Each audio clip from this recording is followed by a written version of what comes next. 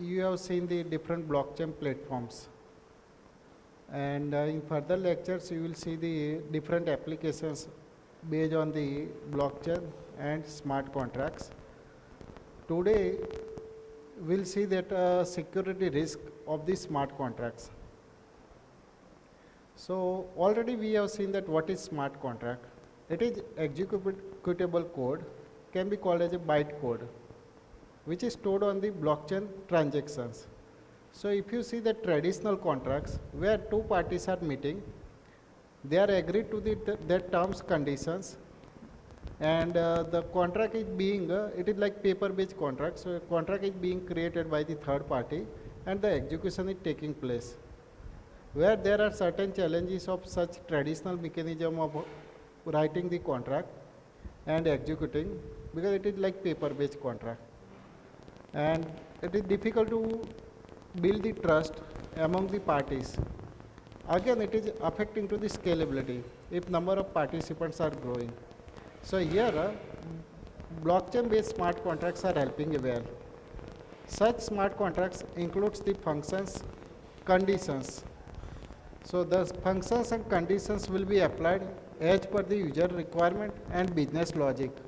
So whenever a user is performing a transaction, the conditions will be applied on the transaction, and upon the fulfillment of those conditions, contract is being executed. Such contracts are deployed on the blockchain. So obviously it will give the immutability of contract. And each node is having the copy of this contract. So availability of the contract is also implemented, or I can say availability is also achieved using the smart contract.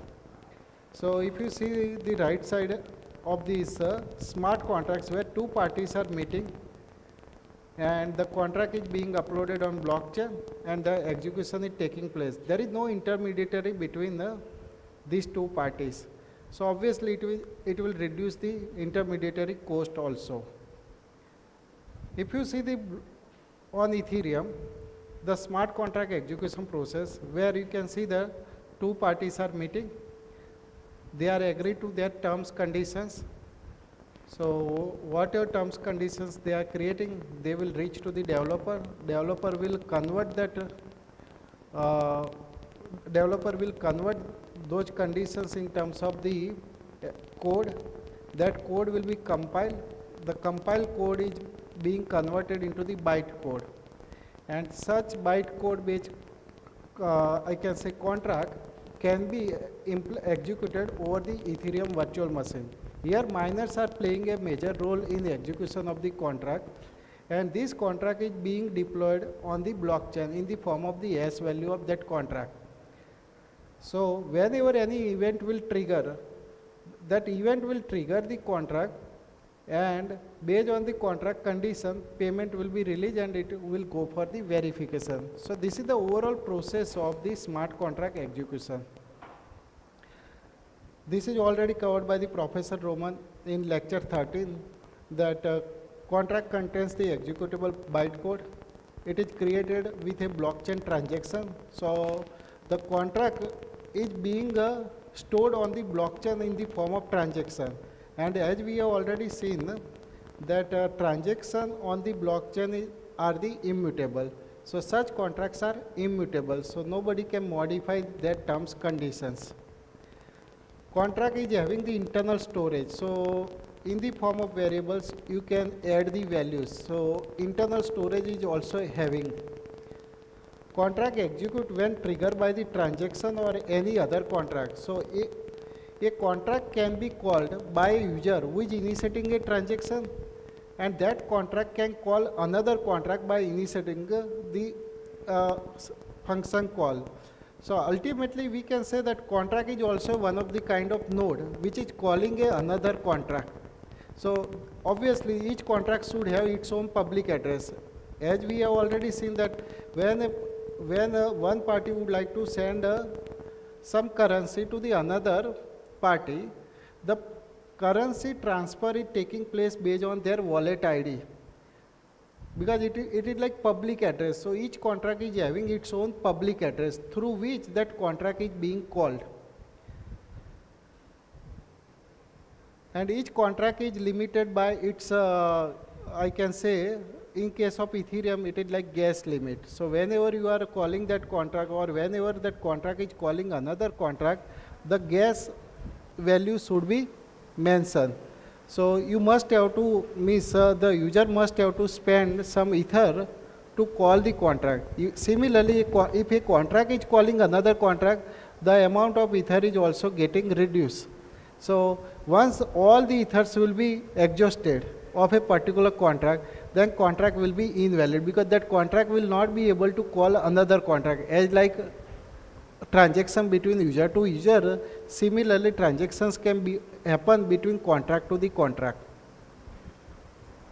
We have already seen these things, that each contract is being stored into the chain state database, where each contract is having its own wallet ID. So externally controlled account can call this contract account, and these contract accounts are being called using this wallet ID. That is what the public address of a contract, same like the user address or user wallet ID. And for each of the contract there is a balance amount. So balance amount is showing, suppose a contract is calling another contract. In that particular case, contract need to spend some amount, same like the Ethereum transaction flow. So every time this balance will get reduced. Once it will become zero, then contract will be invalid, because that contract will not be able to perform any further transaction if the balance is becoming zero. Fine.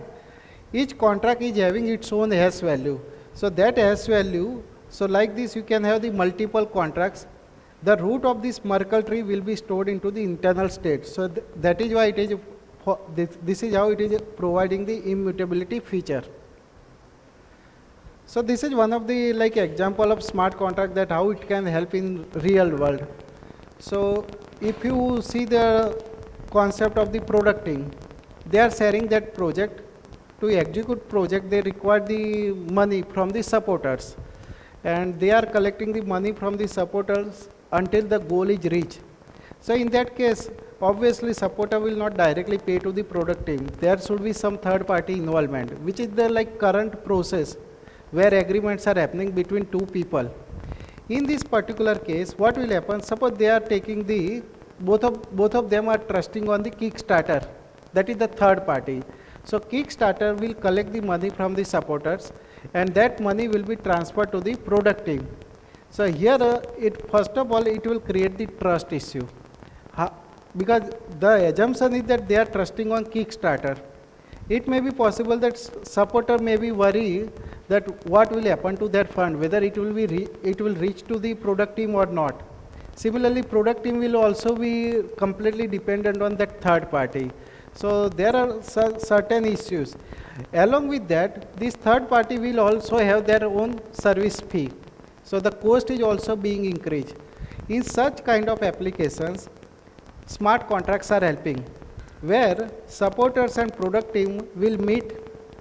They will mention their terms conditions, and that terms conditions will be converted into the code, which is executable code, and that code will be deployed on the blockchain.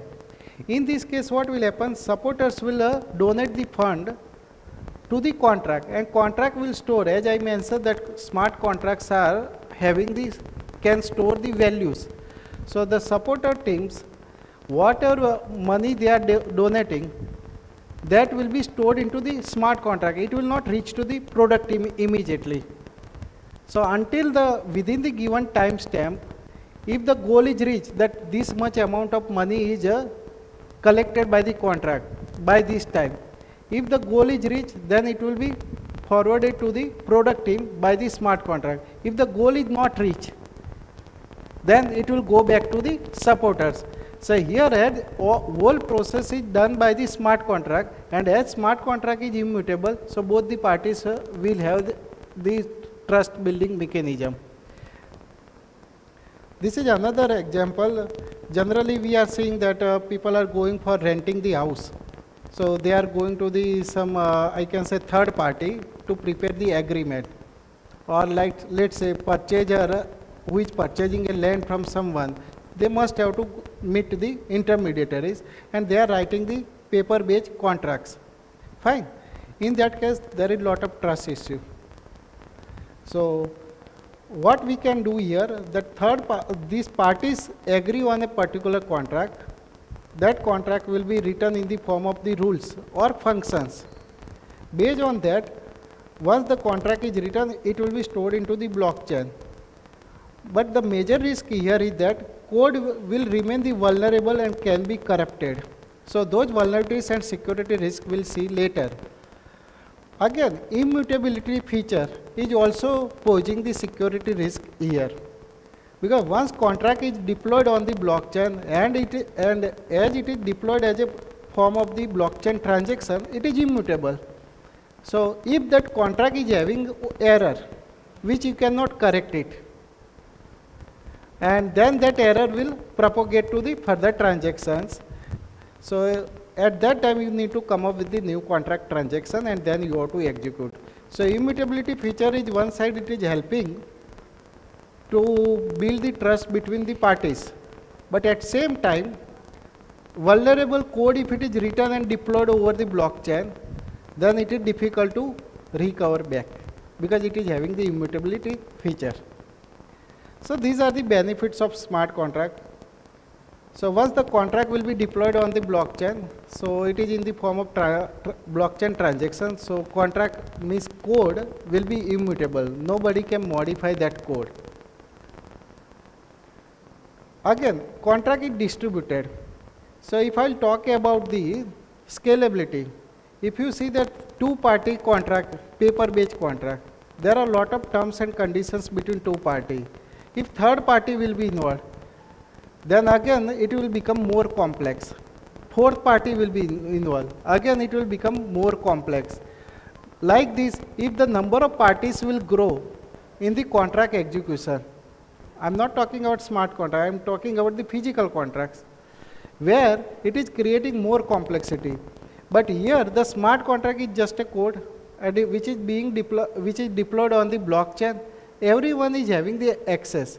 So it is reducing the complexity of the contract execution, being a smart contract.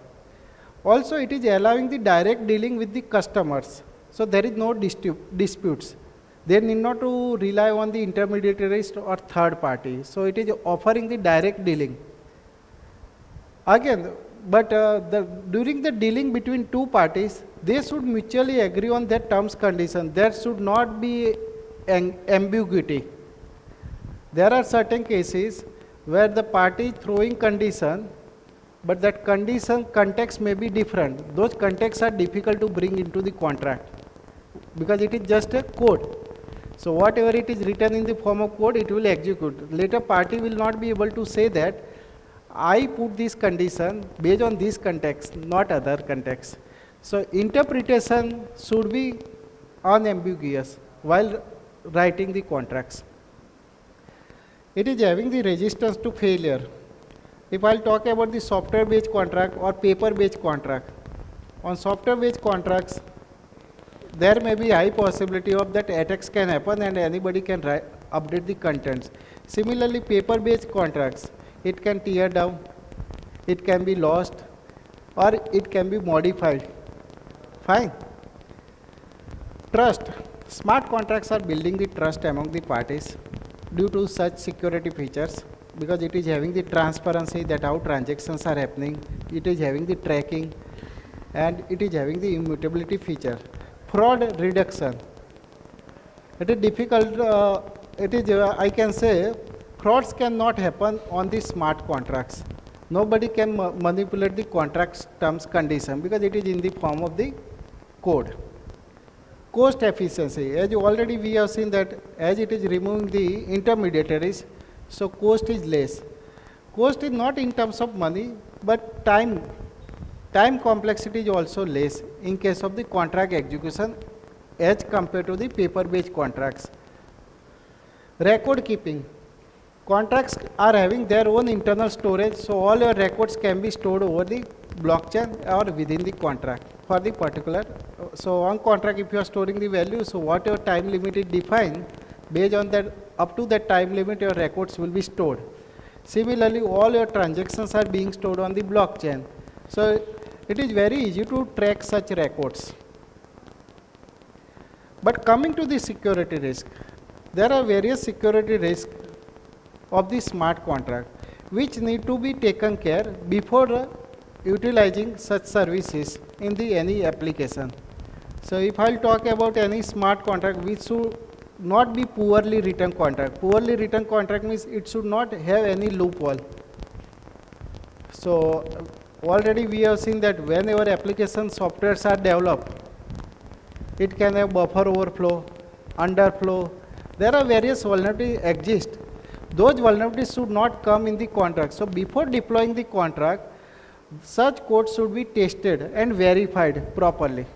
If it is not tested and verified properly, and if it is having any loophole, adversary can take advantage of such vulnerability and can attack to the contract. So that attacking contract may be due to stealing the money from, the contract itself, may be affecting the behavior of the contract. So there may be different goals of an attacker while performing such attacks. So in this paper, the attacks are considered into the 4 categories. One is the malicious act. So you know already there are viruses, malwares, phishing attack, fake exchanges. Such viruses are trying to steal your confidential information on the blockchain. Let's say password. Say if my wallet key is stolen, then you can lose your account. So these are like malicious act. Second thing is the weak protocol. Although it is mentioned it is a weak protocol, if I'll take the example of proof of work. To confirm the transaction, you require the confirmation from the to update the transaction on the blockchain. You require the confirmation from the 51% of nodes. Now think about, if adversary is able to manage to create 51% of nodes in a network, or if 51% of nodes are working for an adversary, that is practically difficult in case of public environment or public chain, but still there is a risk of the attack where adversary will have control over all the transactions, adversary can modify all the transactions, adversary can update all those transactions. So these are the weak protocol, consensus protocol which is being implemented. Already in one of the lecture, Professor Roman has covered that selfish mining, vector 76 attacks. Such attacks, or I can say double spending, all these attacks are happening due to the weak consensus protocol. Coming to the defraud. So I'll take the one example. On Bitcoin, it performs the 6 transactions per second on average. Now see, I am the buyer, you are the supplier of a product. I have done the payment to you. I cannot wait for the confirmation of those 6 transactions. As I have paid immediately you, I will obviously expect the product from you. So I will force you to send me product. So you will send me the product before the confirmation of those transactions, and immediately I will execute the withdraw function. Fine. So it may be possible that suppose if I am having the 2 transactions, one transaction is about payment to the supplier, another transaction is withdrawing. Suppose if I am executing the second transaction, one transaction is already floated, but miners are choosing the transaction 2 to confirm. That is the withdraw amount. So what will happen? That payment will not reach to the supplier, but product will reach to me. Such frauds can happen due to the, I can say, delay in the transaction confirmation. Because no, I can say, buyer will wait for the payment transaction. They will immediately expect the product. Coming to the application bugs. So smart contracts should be code free, bug free. If loopholes are there, it may lead to the unexpected behavior of the contract. It may allow an adversary to steal the money from the contract itself. It can allow to manipulate the other users or impersonate the other users. So based on this application bugs, we'll see the different types of vulnerabilities. So Open Web Application Security Project, every year they are declaring the top 10 smart contract vulnerabilities. That is depending on the number of cases happened or number of times that vulnerability is being exploited, and accordingly they are listing in that project they are listing the top 10 vulnerabilities. If you see in 2023, from 2023 some of the vulnerabilities were being removed in 2025. That is depending on the number of times that particular vulnerability is being exploited by the users. So based on that report, in 2025, these are the vulnerabilities, top 10 vulnerabilities are considered on the for the smart contract. So we'll see each of the vulnerabilities one by one. First vulnerability is about the access control vulnerabilities. Suppose if you are writing a code like this, in this case, it is allowing unauthorized user to access that particular function because there is no any access mechanism mentioned. So in this case, if you say that function burn, which can allow anybody to access that particular function, actually if I want to withdraw the amount, I should only be able to withdraw amount from my pocket or my wallet. But this function will allow anyone to withdraw the amount. So it may be possible that adversary can initiate this or trigger this function, can withdraw the amount from anybody's account. This is the bug. So how it can be solved? Because here there is no access control mechanism available. One solution is there. Initialization function can be called once, and it should be from the authorized parties only. Second is that role-based access control you can apply. That whoever is initiating that particular function, their role should be verified, whether that person is allowed to or whether that user is allowed to withdraw that amount or not. Third thing is that in smart contract, you can mention the ownable or you can make public only owner. So only owner of that particular wallet will be allowed to burn amount. So this is like solution. So when you are writing the contract, you cannot make all the contracts as a public contract. You must have to see the logic behind that contract or what is the goal or intention behind writing that contract, and accordingly you can invoke those functions or you can write this function. So the solution mentioned here is that you can use the ownable features of the contract, and only you can make only owner can withdraw that amount. So this vulnerability is called as the access control vulnerability. There is no fine-grained access control available currently.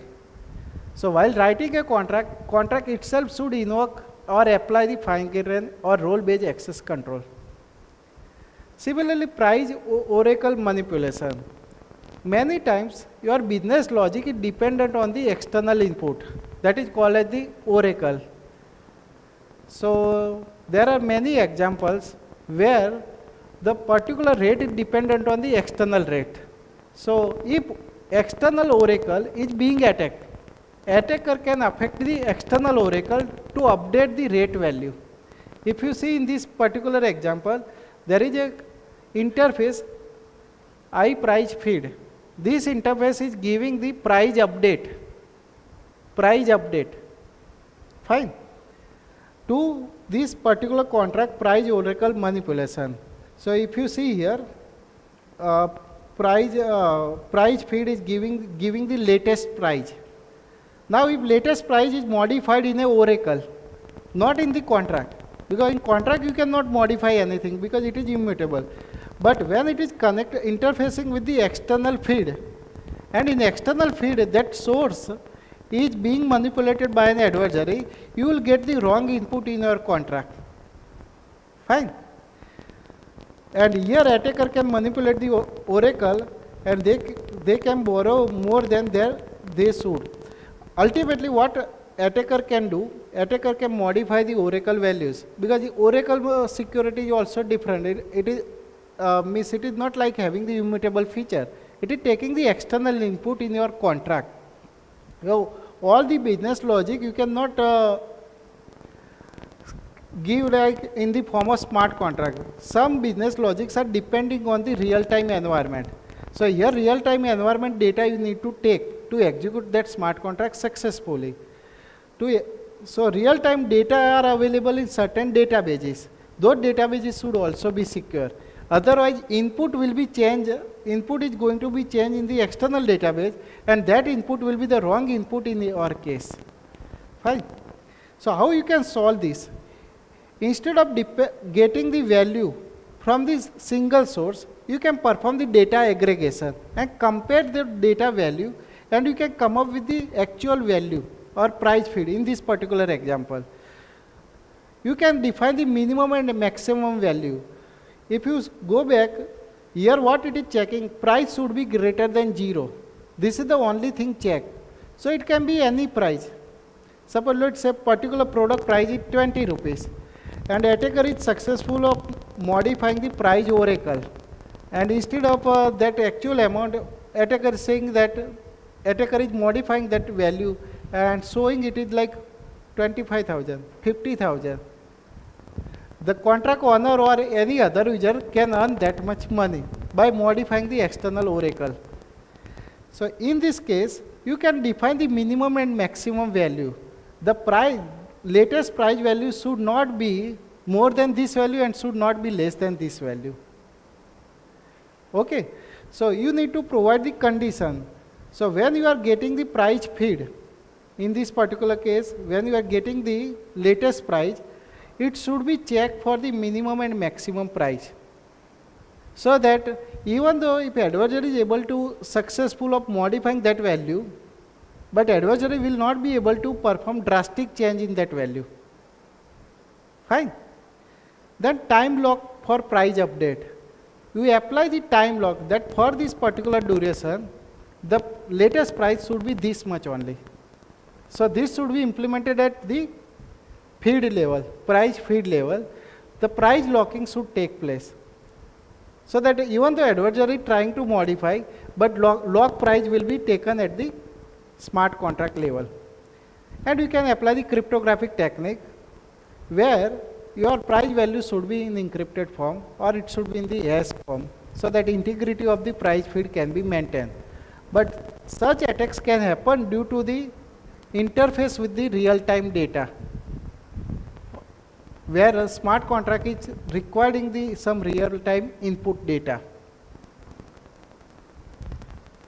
Then logic error. If your code is not written properly, it may distribute the reward to in unexpected way. It can perform the improper token minting. And lending pool, where your overall money is there, lending pool imbalance can take place. Here attacker can try to steal all the money from the lending pool. If I'll show you here, there is a faulty calculation because it is incorrectly reducing the user balance without updating the total lending pool. Suppose here, if you see the withdraw function, user is withdrawing that value. In user balance, that amount is being withdrawn. In user wallet, amount is being withdrawn. But in lending pool, where total amount is there this deduction is not taking place. Ultimately, what will happen? If I'll collect, let's say, 10 wallets. In 10 wallets, it will have less money. Actually, what should happen? 10 wallets total sum should be equal to the lending pool value. So in this particular case, a lending pool value is not being updated, it will create the imbalance between lending pool and the user wallets. Actually, this should update the total lending pool, but it is omitted here. And this will allow an attacker to keep the lending pool value as it is. But withdrawal is taking place. So if I am the user or I am the adversary, I can take the advantage of such logic error. Every time I will invoke the invoke this smart contract and I will withdraw the amount. But still sufficient amount of balance is available in the lending pool. Still sufficient amount of balance is available in lending pool, because lending pool we have not reduced that amount which we have withdrawn. Fine. So ultimately it will lead to the what? Creating the more tokens, which you can like infinite of tokens you can just withdraw, because lending pool is not being updated. If this vulnerability will be there, tokens will be generated, which is will be tokens are as it is, but every time withdrawal taking place, so the total value of number of wallets will not be equal to the initial lending pool value. Fine. So such imbalance should not occur. So your contract should be tested towards such errors also. So how you can solve this error? Whenever you are withdrawing the balance, or whenever smart contract is withdrawing this balance, user balance is getting updated.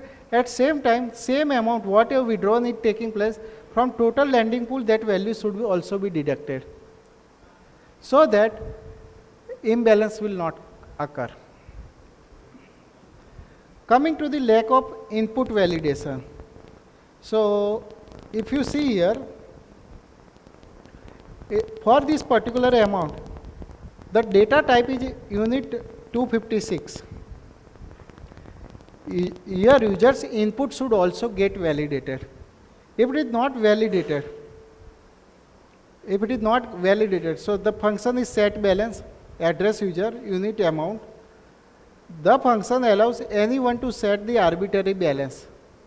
So suppose if I am invoking this function, in that case I can set any balance, because my input is not verified. Whether I am allowed to set that balance, whether I am having that balance, that should be checked. So input validation should be taken care. If this validation is not taken care, anybody can set my balance. So that is leading to the access control. Coming to me, I am having, suppose let's say, access to my balance. I can set any balance. So here you need to see that modify only owner. Only owner should be allowed to set that balance. Not anybody should be able to set my balance. So it is showing that message sender should be the owner. If message sender is the owner, then and then only message sender will be able to set the balance. Otherwise, so such errors may cause like arbitrarily setting up the balance in any of the user's wallet. Another vulnerability is the re-entrancy, in which the same call will be being called again and again without updating the user's balance. So if you see the function withdraw, where whole amount is being withdrawn by the user, but the balance is not being updated. If you see, the balance is being updated later after sending the value to the particular user. So once the user is invoking this withdraw function, the amount is equal to balance and amount should be greater than 0. Fine. But here balance of the sender is not updated by the 0. So ultimately what will happen? This function can be invoked continuously by a user, because balance is not made 0, so continuously user can withdraw the amount.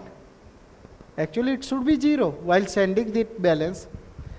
So this balance of the sender should be equal to 0, that should come here. So this bug can be fixed, like update the user's balance before sending ether balance. So before sending the balance ether, you should update the balance value. So it is like I am just creating the deposit in your account. At same time I am invoking the withdraw. Whatever deposit I have done, that should be deducted from my account. But if it is not being deducted, every time I can deposit money in your account. Fine. So, and at same time that contract should not be interrupted also. Otherwise, deposit transaction will go, but deduction is not taking place. Uncheck external calls. We have already seen that a contract can call another contract, or a contract can call another function if that function is not successfully completed, or if that return value of that function is not checked. What will happen? The called contract is failed. Calling contract will believe that it is already successful. In that case, such states are not maintained. So suppose if I am transferring the amount to you, so that is the calling function. I am transferring amount to you. I can transfer amount in two ways. I can invoke the transfer function, or second is I can send the message in the blockchain transaction. And if I am not checking the return value, state of that particular invoking the function, it may be possible that called function can be failed. If it is failed, on transaction, it will show that I have deposited amount to you, or I have transferred amount to your account. But it is failed, so you will not receive that fund. But in my case, what will happen? I have deposited. Fine. So state should be checked. So you should always check the return value of send and call function. So such mechanism should be implemented in the smart contract, and the return value of send and call function need to be checked.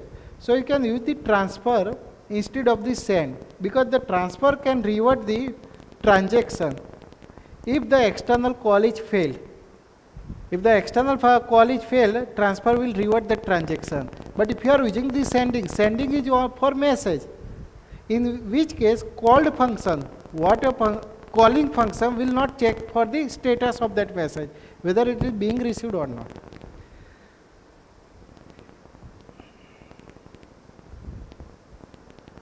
Flash loan attacks. Whenever you are having the atomic nature of the blockchain transaction, in that case, all the operations must succeed or they fail. So all your transactions will be within particular that single transaction. So it will borrow the large sum of funds without the collateral within a single transaction. So here I can connect such transaction with the re-entrancy attack, because we have seen that through re-entrancy attack, adversary can steal the fund from the contract. You can perform the oracle manipulation and you can steal the fund, or you can apply the faulty logic to get the fund. But here the quantum of fund releasing or stealing will be more, because all your transactions are what? Within the single transactions. In previous cases, such attacks are affecting to the particular transactions, not all the transactions. But if you are having the, if atomic nature of the blockchain transaction is applied, in that case, at a time you can hijack or steal large amount of fund. By using the vulnerabilities like oracle manipulation, re-entrancy, faulty logic, sorry, integer overflow and underflow. If you see here, there is a data type for value is the unit 8. That means that data type is having the 8 bits value. So, and it is unsigned integer. So it can produce how many values? From 0 to the 255. If it is signed, then minus 128 to the 127. Fine. So if my value is going beyond this value, if my value is going beyond this value, again it will go back to the 0. You can recall the data types in the C language. The data type unsigned integer is having the 8 bit, which is ranging from 0 to the 255. And here if I am balancing a balance value, I am updating by the value. Every time I am adding that value. If that value is going the beyond this data type limit, what will happen? It will again come back to the 0. Similarly, if you see the decrement of that value, here the value balance is decremented by the value. So if it is going less than 0, it will again go back to the 255. By using such loopholes, adversary can manipulate this value. Adversary can affect the behavior of such such contract. So actually Ethereum solidity 0.8x automatically checking or taking care of the integer overflow and underflow.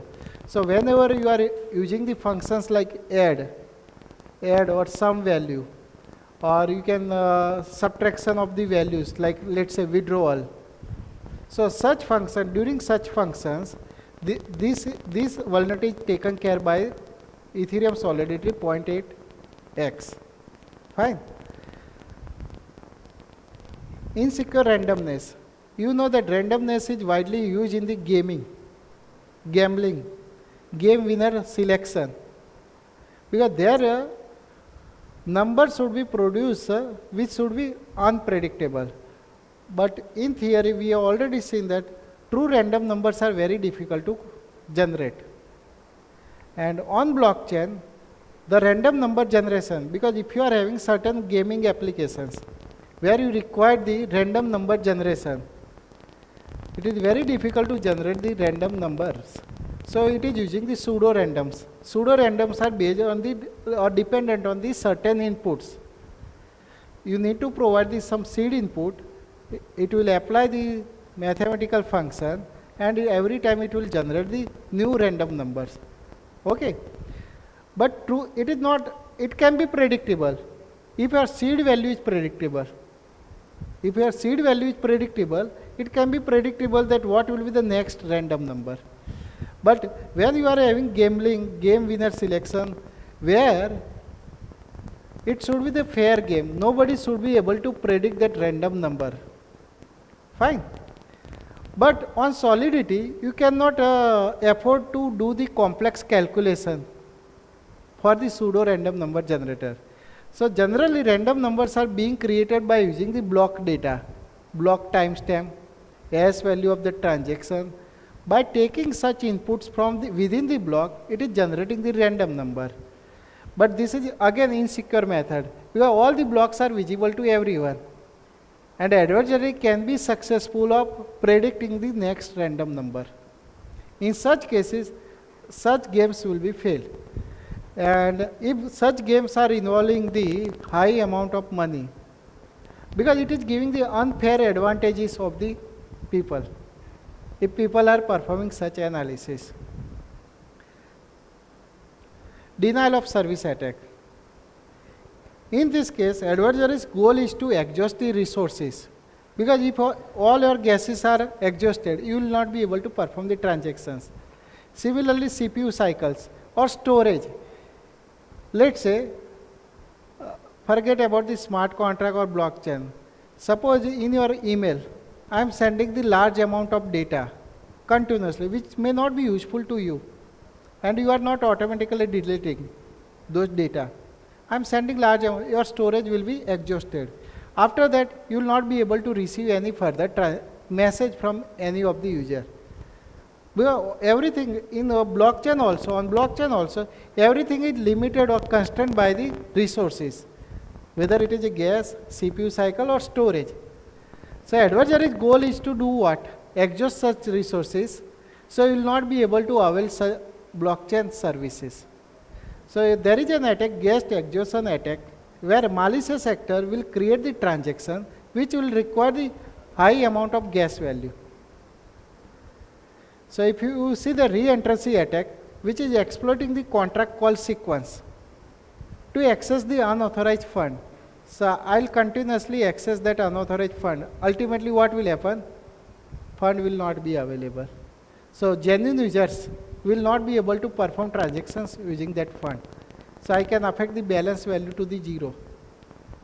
Similarly in lending pool, I can make lending pool 0. Getting? So ultimately the goal of an adversary here is to exhaust the resources, so that genuine users will not be able to get the functionality of the blockchain. These are the certain attacks. Which are given in one of the paper, but all these attacks are based on the vulnerabilities which I explained in these top 10 vulnerabilities. As I mentioned, the immutable bug. If the contract is written and if it is deployed on the blockchain, obviously it is having the immutability feature. You cannot revert it back. And attacker can take the advantage of such immutability. And due to the impact of it, there is a decentralized autonomous organization. They have raised the fund approximately $150 million before the June 18, 2016. And attacker was able to manage to put $60 million under her control. And after that, to resolve that, hard forking is required, which is already covered, that what is hard forking. So that you can invalidate those transactions from whatever point you have performed the forking. After that, in main chain, all those transactions will be invalidated. But by that time, attacker was able to manage the $60 million from such contract. So it was like simple DAO contract, where attacker has introduced the Mallory contract. In this Mallory contract, if you see here, line number 5, where attacker is revoking the withdraw function. That function is calling withdraw function here in main contract. So Mallory contract is calling the simple DAO contract. In this, if you see the line number 8, the amount is being withdrawn. Amount is being withdrawn. But the credit amount, which is the total fund, I can say the credit amount, which is the total donation in simple DAO, was not updated. That means simple DAO is having the whatever donation is received by the simple DAO, which is as it is. But attacker is able to withdraw this function because this function was interrupted after the line number 8. Fine. So the this function can be called in repeated, and this loop will run until what? Whether the Mallory contract's gas is exhausted. Once the Mallory contract gas will be exhausted, Mallory contract will not be able to call this simple DAO again, or will not be able to call this function withdraw again. Or else call stack is full. There is a call stack limit. If call stack is full, then Mallory contract cannot be executed. Or balance of DAO will become 0. Balance of DAO will become 0. So here what will happen? Through Mallory contract, attacker was able to continuously call this simple DAO, and this DAO function was getting interrupted after this line number 9. Fine. Another example of immutable bug, where attacker introduced Mallory contract and attacker invoked this withdraw function same like attack 1. But what attacker did, attacker become the participant of this simple DAO. Attacker has deposited 1 ether in this donation. In this donation, attacker has deposited 1 ether, so total credit will be what? 1 ether. If only attacker is there. Otherwise, it is contributed by the number of users, not only by the attacker. So total amount is stored into this DAO. In this case, what happened? Attacker can call back that withdraw function. So attacker can withdraw how much amount? Maximum 1 ether, not more than that. But attacker took the advantage of this withdraw. First time when attacker withdrawn the amount, 1 ether, it was successful. Now attacker balance should become 0. That balance was not, attacker balance should become 0. Next time again, if attacker is calling that function in a nested loop, what should be the attacker's balance? 0 minus 1 ether. So it is reaching to the what? 2 raised to 256 minus 1 ether. You got it? Because it is not checking the limit. If attacker's balance is 0, the function withdraw should not be invoked. Even though attacker's balance was 0 and that call was called, this function call of withdraw was called in a nested loop. In this case, next time, first time attacker balance is becoming 0. In second call, attacker's balance will become 2 raised to 256 minus 1 ether. Because it will not produce the negative value. So and such immutable bugs has helped the attacker to steal lot of money from such contract. Second immutable bug example is the Rubik's Cube, which is also well known, I can say, contract. But Rubik's Cube was renamed from the, or the name of the dynamic pyramid was changed to the Rubik's Cube. So the developers, what they have done, they have changed the contract name. Generally, when you are writing a writing a program, you may be updating the what? Main function or main I can say program name. But you are not seeing that in which internal code, if you are missing that where this function was called. If same function is called again and again, everywhere you have to update the name of that function. But here if you see that constructor name dynamic pyramid was unchanged. So suppose if I am accessing this contract Rubik's Cube, but which constructor was called dynamic pyramid, and dynamic in that I can start performing the attack, or I can change the behavior of that Rubik's Cube. So Rubik's Cube behavior can be changed because the dynamic pyramid constructor dynamic pyramid name was not changed in the part of the constructor. This is again immutable bug once it is deployed on the blockchain. Once it is deployed, then you cannot change it. So after deploying such contract, if you are experiencing the behavior of contract is not as per the expected behavior, again you have to start everything from the scratch, because you cannot modify the deployed contract. Fine. You need to change its address, because all the contracts are being called by their unique address. So if I want to introduce new contract will have the new address. Coming to the multiplayer game, in which keeping the private parameters in a code. All of you are writing the code in Java where you are having the private parameter, which is what it should be accessible to the only those particular users or within a function. Now if you see here, I'll first talk about the game. It is two-player game. Both the players will input some number. Let's say player 1 is inputting the number 5. Player 2 is inputting number 7. This contract will calculate the sum of these two numbers, 5 and 7. It is 12. If the sum of these two values, is the even, player 2 will be winner. If sum of these two values are the odd value, player 1 is the winner. So in such games, what is required? No player should see what number they are giving. Fine. And to be part of this game, they have to spend some ether value. So winner will get some amount, not complete the addition of because each player has to contribute what? 1 ether. So 1 plus 1, it is 2 ether. Whoever will be winner will get, let's say, 80% of that 2 ether. Because 20% of that total amount will go to the owner of that contract as a kind of service fee. That is why people are introducing or developers are introducing contract, and users can enjoy games, such gambling games. Fine.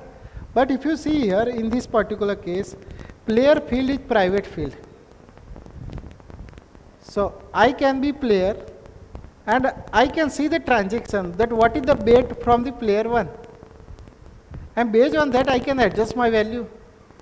Suppose if I am the winner based on the odd value of the sum, so I will say that if player 1 is adding the odd value, I will add what? I will input even value, so that sum will become odd. If player 1's value is the even, I will input what? Odd value. So I can have the access of the blockchain and I will wait for the player 1 to join, and I will see the transaction, what is its bet value. Based on that I can adjust my value, and every time I can win such game. Then ultimately the objective of that game will be failed, because it will give an unfair advantage to only one player. Another player will always lose in this particular case. Another well-known example is the governmental contract. So in this case, it is allowing participant to join the particular game. So this is like multiplayer game, not like two-player game, not like odd even game, which is two-player game. In this multiplayer game, the winning is decided based on the person or the user who is joining at the last will be the winner. Who is joining at the last will be the winner. But this is time bound process. In 12 hours, everyone should join. So it is kind of like fair game, because I will not know that at what time you are joining. And most of the users will try to join at the last, to become the last. And they will perform the transaction. That transaction timestamp should be the last timestamp. But at that time I can miss the deadline of the time. And I may not be participant also. So I cannot wait till last moment to become the winner. So in this case, and while joining I have to spend some amount. It is not like I have to spend only 1 ether. It is like if I am the first player, if you say the message value should be the less than the jackpot by 2. Initial jackpot value is the 1 ether. So if I am the first player, I have to spend what? Less amount. Because if you see the condition, message value should be less than jackpot by 2. So initially jackpot value is 1 ether. So if I am the first player, I have to spend how much? 0.5 ether. Then 0.5 will be added into the jackpot value. So it will become 1.5. Next player has to spend how much? 0.75. Third player. Like this every time. So whoever will be the last player will have to spend more money. But last player can win that game. Now you can understand this. Last player can win this game. So in this case, attacker can take the advantage of exception disorder or stack size limit. So here the stack size limit is the 1023. So attacker can run such mallory contract. So this mallory contract will grow that stack by performing the transactions. Mallory contract will grow the stack by performing this transaction. And as an attacker, what will happen? Once stack will be filled, it will start from the 0. Once the overall stack will be filled, it will start from the 0. So attacker will continuously grow that stack. So initially it will be 0, then 1, 2, 3, up to 1023. Again it will start from the 0. So at last moment of the 12 hours, no participant will be there. Attacker has grown that stack value, so that genuine users are not able to participate. Ultimately, even though they have participated, but at the end stack value will become 0, so no participant will be shown as a like participant. And when this line number 24 will be invoked, last investor will get this jackpot value. But there is no last investor in this case, because stack size is 0. The attacker is continuously growing that stack value. Fine. Ultimately, jackpot value will be always added. In next round, jackpot value will be more. Because in previous round, that jackpot value is not transferred to the winner, because there were no winner, no last investor. Fine. And attacker will wait for the particular time. It will grow the jackpot value. Will wait a particular time to become the last player and can steal all the money which is stored into the jackpot value. Fine. And this is happening due to the not checking the stack limit size. Coming to the unpredictable state, that is another attack on same contract of multiplayer game. An attacker as a miner can impersonate a miner. He can choose not to include each block in the transaction. I am having the block, but I am not sending to the, I am not sending that block into the blockchain. To be last player in the round, I can reorder the transactions. First of all, I will try to become the first player. So if I am the first player, I have to spend how much? 0.5 ether as per this curve, or less than 0.5 ether, not exactly 0.5. Condition is it should be less than the jackpot by 2. So initially jackpot value was the what? 1 ether. So 1 by 2. So I have to be, if I am the first player, I have to spend 0.5 ether. So here attacker will try to become the first player, and attacker will spend the 0.5 ether. And at the end, by playing the first and choosing the suitable amount of the ether to invest, attacker can prevent others to join the scheme.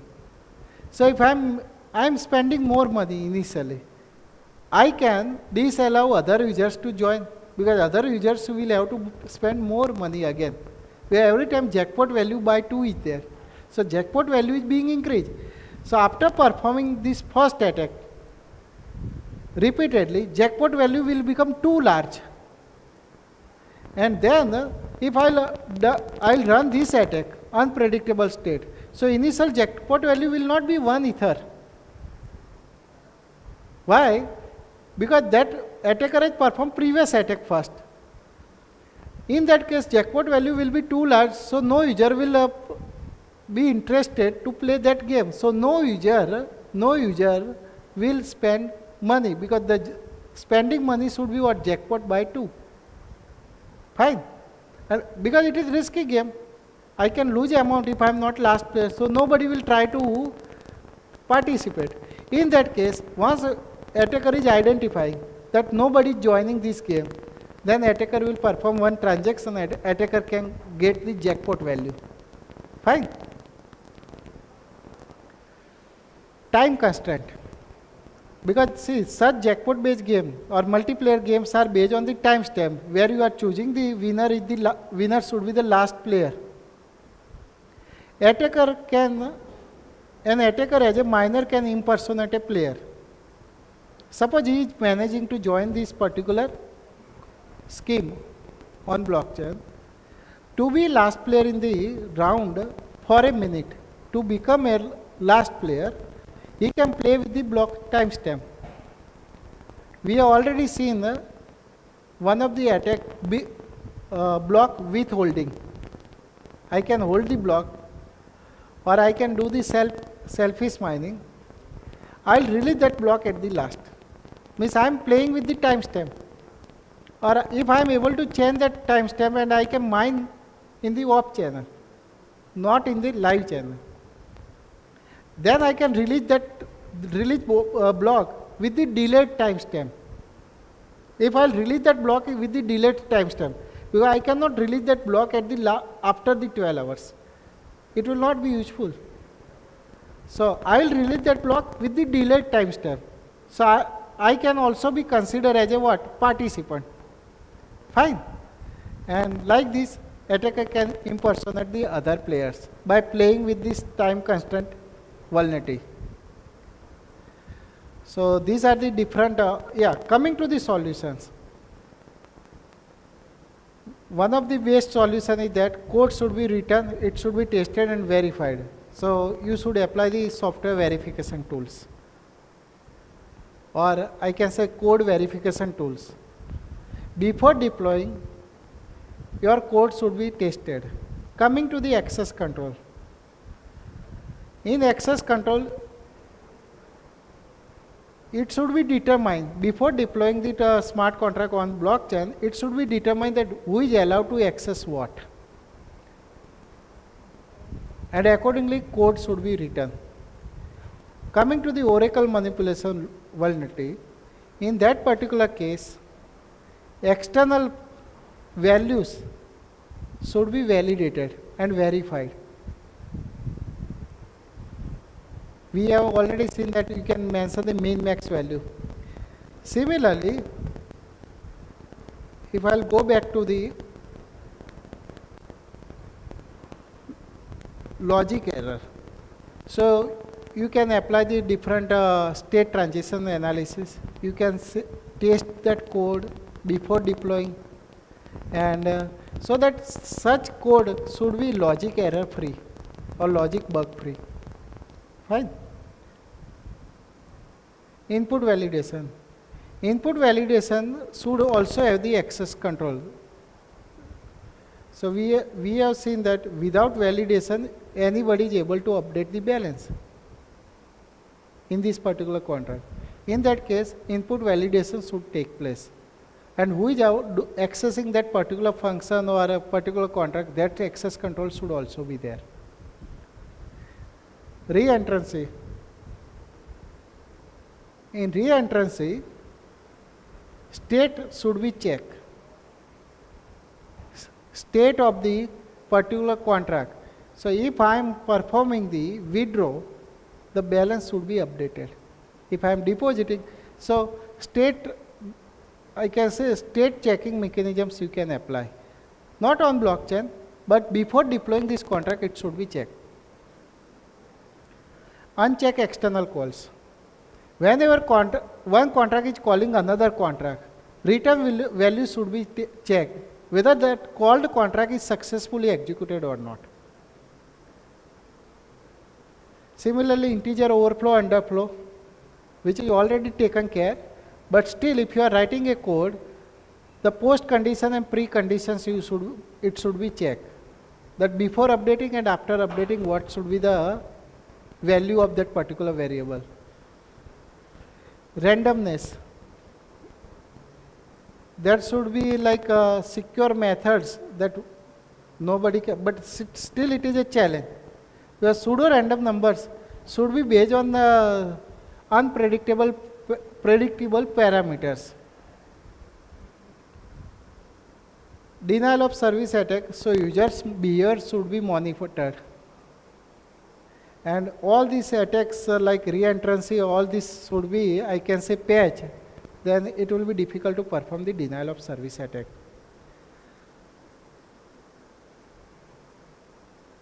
So ultimately, as a conclusion of this lecture, all those smart contracts are helping a lot to implement the business logics along with the transfer of cryptocurrencies. But contracts themselves is coming with a lot of bugs and errors. So for any application development, first of all, contracts should be tested properly. It should be written properly. And after the successful validation of that contract, I'm not talking about the blockchain validation. After the successful verification and validation of that contract should be deployed. Thank you.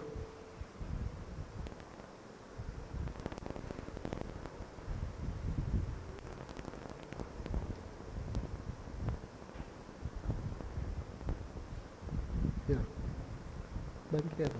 So we'll have 5 minutes.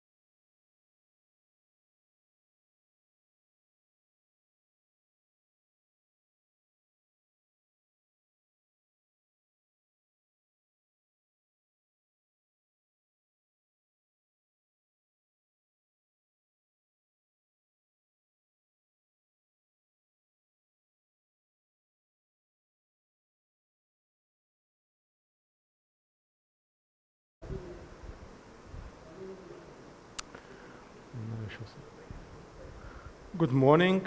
The next lecture, the next two lectures would be about management of digital identity and the role of blockchain in this context. So first of all, we need a bit of a background about digital identity and digital identity management. Well, in digital identity, well, in any identity management, we have the issuer, which issues, say, verifiable credentials. We have the holder or the subject who holds verifiable credentials and whom the credentials describe, and we have the verifier. So the verifier would need to verify the credentials. Say if it's an employer, then the employer would verify the credentials before hiring a person. If it's a bank, the bank would verify certain credentials before opening a bank account.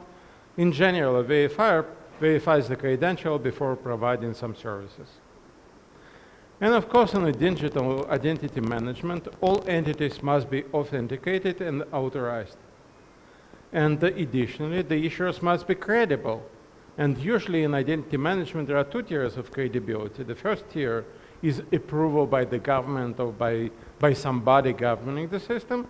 And the second tier of credibility is discretion of the individual verifier and the trust of the individual verifier in a specific issuer. Additionally, the digital identity management needs to verify that the credentials are valid, so they have not expired, they have not been revoked. And the system manages all by the second tier of credibility. So now let's take a look at the trend and different types of identity management systems. It all started from the classic centralized model, in which very few verifiable credentials are issued by the government, such as just passport. So the government was both issuing the credentials were usually stored by the government, well, it depends, of course. So the verifier would need to contact the government in order to verify, say, that the credential is still valid. What's the problem with this model? It's mostly the proliferation of issuers. A government cannot issue everything, right? It's individual universities that issue diploma. It's individual, say, insurance providers that issue certificate of insurance. So the system doesn't scale with respect to the proliferation of issuers. And of course, issuers are inherently decentralized as well. And there is also a question of the schema, the format of the credentials, right? Because the same format, who determines the format of the credentials?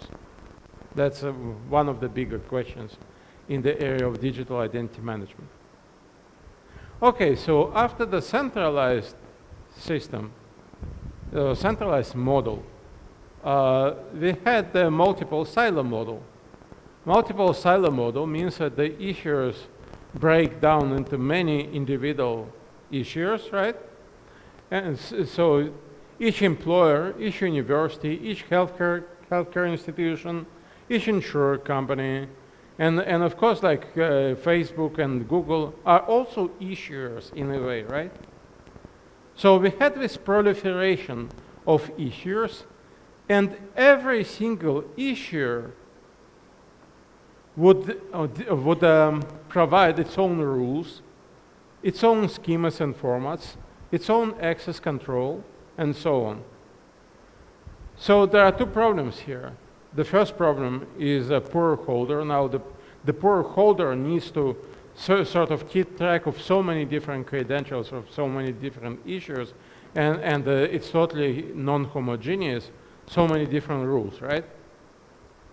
And the second problem is that the silo model gave too much control to individual issuers, like Facebook, who can now collect information about individual holders.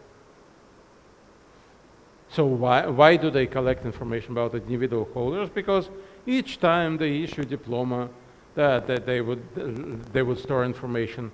But not only this, each time a verifier would need to verify the credential, it would need to go to the issuer, And now the Facebook knows, oh, but you are applying for a certain job. Oh, but you are buying something, you are opening account in that particular bank, or you are buying something from Amazon. So that's an issue for privacy. Then later people came up with a federated model. So in the federated model, there is a federation of issuers. Usually it's countries, but it doesn't have to be. It can be a federation of any organizations. But in this example that you can see, it's countries. So in the federated model, each country authorizes issuers in that country, and each country has a node. Sorry. Each country has a node in the network of issuers, storing verifiable credentials that have been issued in that particular country. And then, so first the country authorizes the issuer, then the issuer would be issuing the VC to the holder. And then the verifier contacts the node of its own country, which contacts the node of the holder. So please consider the following scenario. People are, say, migrating. In Europe, it's very common that people are either migrating or traveling between the countries. So, well, it could be proof of employment, it could be health insurance, right? So you have health insurance issued in one country, but it needs to be verified in a different country. So how it's done? Say, I live in Norway, I travel to Spain, and I need some healthcare services in Spain. Then the healthcare provider in Spain would contact the node of Spain, participating in the federated model, and the node of Spain through the network will go to the node of Norway, and the node of Norway would have the record that indeed I've been issued, say, healthcare insurance in Norway. So this is federated model. So in terms of advantages and disadvantages, the federated model enforces homogeneity. Well, that's the same as the centralized model, right? So there is no proliferation of different rules. And, but there is another advantage. Issuers do not participate necessarily in the verification. The verification is done through the network of nodes. So the credentials are stored, the verifiable credentials are stored on the nodes of the network, not on the issuer. And that's an advantage because so issuers are not able, in terms of privacy, issuers are not able to track what the holder is doing. But it also has shortcomings. So the first shortcoming is, like in the centralized model, government still needs to be in control of issuers. The second problem is the holders do not participate in the verification. So what's the problem with that? Well, first of all, they don't know, they don't control with whom the credentials are shared. Maybe it's Facebook that's asking about some information about me, and I don't want to share information with Facebook. Well, as a holder, I do not get to decide. It's the node in the network which would be deciding with whom to share the information. And the second, it's even worse because as a holder, I would not be even informed about the verification attempt.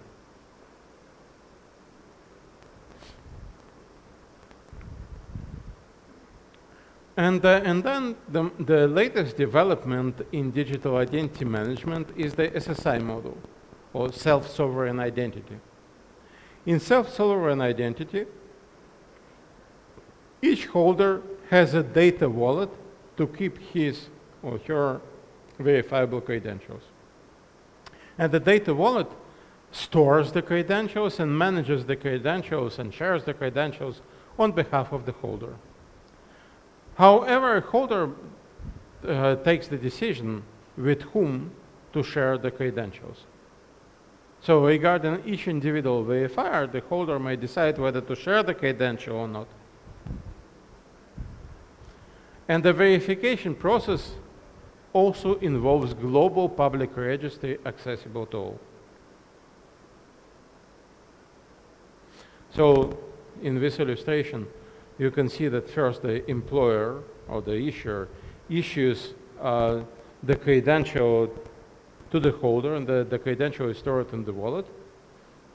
And then the credential is sent by the wallet to the verifier. However, the issuer also stores some information in the registry when providing the credential. And the verifier doesn't go to the employer. It only checks with the registry, not with the employer. And the purpose of the check is the validity, is the credential still valid? Maybe it has been revoked.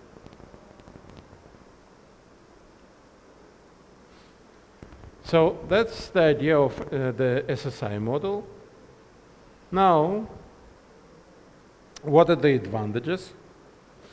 The main advantage is the issuers do not participate in the verification, and the holders decide, have the control, the power. They decide on sharing information. So which verifier, for how long can verifier check the validity, and the holder can share only a subset of VC information. So these two are very important properties, by the way. For how long the verifier can check the validity, and also sharing only a subset. So for how long can verifier check the validity? Why is it important? Because, for example,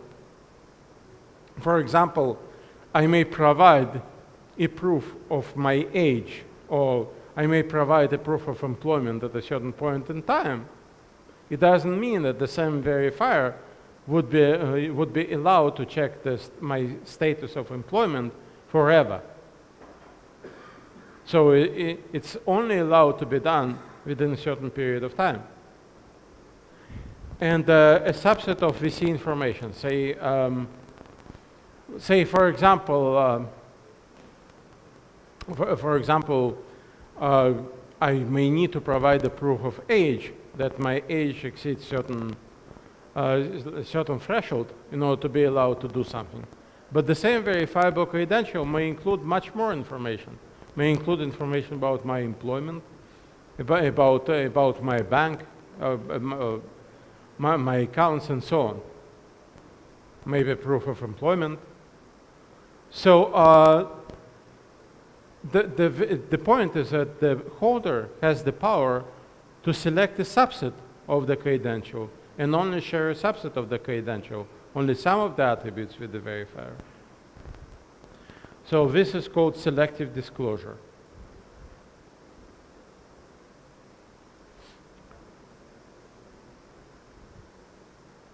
So one of the challenges in the SSI model is how to manage the registry and what role the registry plays, what information is stored there. And as you can perhaps guess, blockchain plays an important role in this context. But first, let's go over some of the central SSI principles. I mean, this is pretty much a reiteration of what we said. The one principle is control. Subjects have complete power, complete control over the storage and sharing of identity. Another principle is called portability. Subjects have the ability to move their identity from one storage platform to another. The principle of protection stipulates that identity verification must occur through independent objective algorithms that are censorship resistant and force resilient, and that are run in a decentralized fashion. So what does it exactly mean? It means that there is no one entity which would control in the system that would control the verification process. So it's impossible to tamper with this process. And finally, minimization means that when identity data is disclosed, to the verifier, usually, the disclosure should involve the minimum amount of data necessary for the verification. So the last one is very important for privacy. Now, what we are going to do is we are going to take a deeper look into 3 specific identity management systems: EPSI, IOTA ID, and Hyperledger Indy. So about EPSI, I've already talked a bit in this course. So EPSI is a pan-European initiative, basically based on the agreement on a consortium of 29 countries. And it is well, it's not like, it's a combination of federated with SSI, as I'll explain, but with strong emphasis on SSI. But the network of nodes is federated. So there is a network of nodes. There are at most 2 nodes from each country in the production version of the network. And the idea, again, is to collectively store certificates, diplomas, and verifiable credentials. So the EPSI or EBSI ecosystem consists of a distributed network of nodes, private permission ledger, which is how EPSI implements the registry, governance and operation, and the ecosystem of applications. As of now, the network includes 20 production nodes and 42 pilots now. So before rolling out the production network, they started with the pilot network. And now the 2 networks coexist. So how is blockchain used in EPSI? In EPSI, the ledger is replicated on all nodes in the network. The ledger uses proof of authority based on the Hyperledger Besu technology. So Hyperledger Besu is an interesting combination of Hyperledger and Ethereum, in fact. So it uses some, like a lot of the Ethereum technology, but without gas. It also provides the ability to run Ethereum contracts, but again, without gas verification because it's controlled. And all of this is retrofitted and converted to match the Hyperledger framework. So that's Hyperledger Besu. The ledger is fully permissioned. Only authorized entities can join the network and propose changes to the data. And the composition of nodes is a moderate scale and tightly managed by some European bodies, governmental bodies. And so in terms of consensus, it's more like a classic BFT style consensus, limited number of nodes, but a high throughput of transactions. And it's sustainable, it doesn't burn significant energy. And because it's built on the Ethereum technology, it also provides the infrastructure of smart contracts. So how are the SSI principles satisfied in EPSI? So EPSI is managing the registry. Individual holders own data wallets which store verifiable credentials, and they decide upon sharing the storage, which gives both control and portability. And it can also provide the minimization because the wallets can selectively decide what information to share. It is not fully decentralized, however, because the registry is tightly controlled and not publicly accessible. Every single issuer must be appointed by the governing body. However, it's a practical compromise, so there would be more data-sensitive applications where it may not be a good idea to disclose the ledger to the entire world, and therefore it may be more practical to use not a fully SSI compliant model, but a bit more controlled model compared to SSI. So that's about EPSI. Now let's take a look at IOTA ID and the Hyperledger Indy. So IOTA ID uses permissionless ledger for the purpose of the registry. In IOTA ID, anyone can become an issuer, which is an interesting concept. Like two friends can, without problem, be issuing certificates to each other. But of course, so again, the critical point, of course, is the trust of the individual verifier in the individual issuer. But again, no control on who can become an issuer. Now the ledger stores actually a lot of information. It stores individual identification information, such as public keys, but also a lot of metadata for the purpose of authentication. So the authentication is done by fetching information from the registry and verifying the correctness. This is the Indy, which is based on Hyperledger, took a completely different approach. So Hyperledger means permissioned, of course. In Indy, there are dedicated stewards, appointed nodes in the network, which authorize who can become an issuer, but not only this. After an issuer has been assigned, still some operations by the issuer, say more critical credentials, would require special approvals. Now, the ledger doesn't store information for everyone. It only stores information for the issuers, not for the holders. And in Indy, holders need to register with the individual issuers out of band. So how it's done, it's between the holder and the issuer. It's not supported by the identity management system. So why is it important, the registration? Because later, when contacting the issuer for credentials with the request to issue new credentials, a holder would need to present some authentication based on the a priori beforehand registration.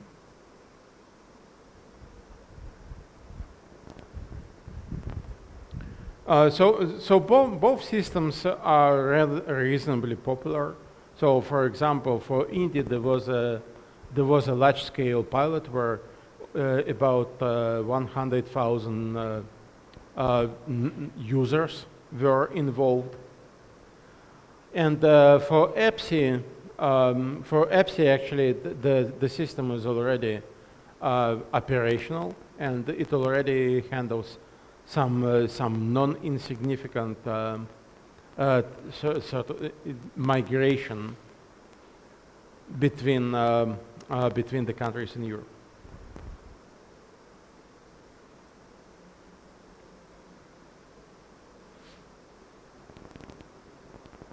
Now, more about design requirements for identity management system. I already mentioned selective disclosure. So what happens is that there is verifiable credential, which is what the issuer gives to the holder. But what the holder gives to the verifier is called verifiable presentation. And of course, verifiable presentation is based on the verifiable credential, but it doesn't need to be identical. So there is some interesting transformation happening and managed by the data wallets. So in IOTA ID, a verifiable credential may include the values of the attributes issued, but instead it may include hashed value for some of the attributes, of course using cryptographic hashes. What's the point? The point is that later a holder may decide to share hashes with the verifier. And by doing that, to hide the value, the actual value of the attribute. This is done, for example, this is in the context of selective disclosure. So this way, the holder can hide the actual value. For example, if the credential contains both, say, the name and deployment status, then the holder may decide to share the hash of the employment status. So this way, the verifier would be able to verify that the hash is correct, and therefore the credential has not been tampered with. But on the other hand, the verifier would not be able to learn about the employment status itself. In NIT, they take a different approach. In NIT, verifiable credentials include what's called blind signature, set another cryptographic primitive, while verifiable presentations use zero-knowledge proofs. So why does it need to be so complicated? Because it provides additional guarantees for data privacy. So in NIT, instead of disclosing values, a holder may include claims in the form of zero knowledge and put those claims in the verifiable credential. So instead of disclosing my age, I can put a claim that my age is above 21 or any specific number. So the claim would be verifiable, but the verifier would not be able to know which number above 21 represents my actual age.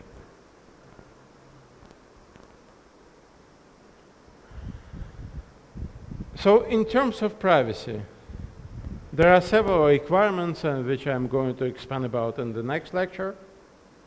But in principle, ideally, verifier should only be able to learn the content of VP about the holder and nothing else.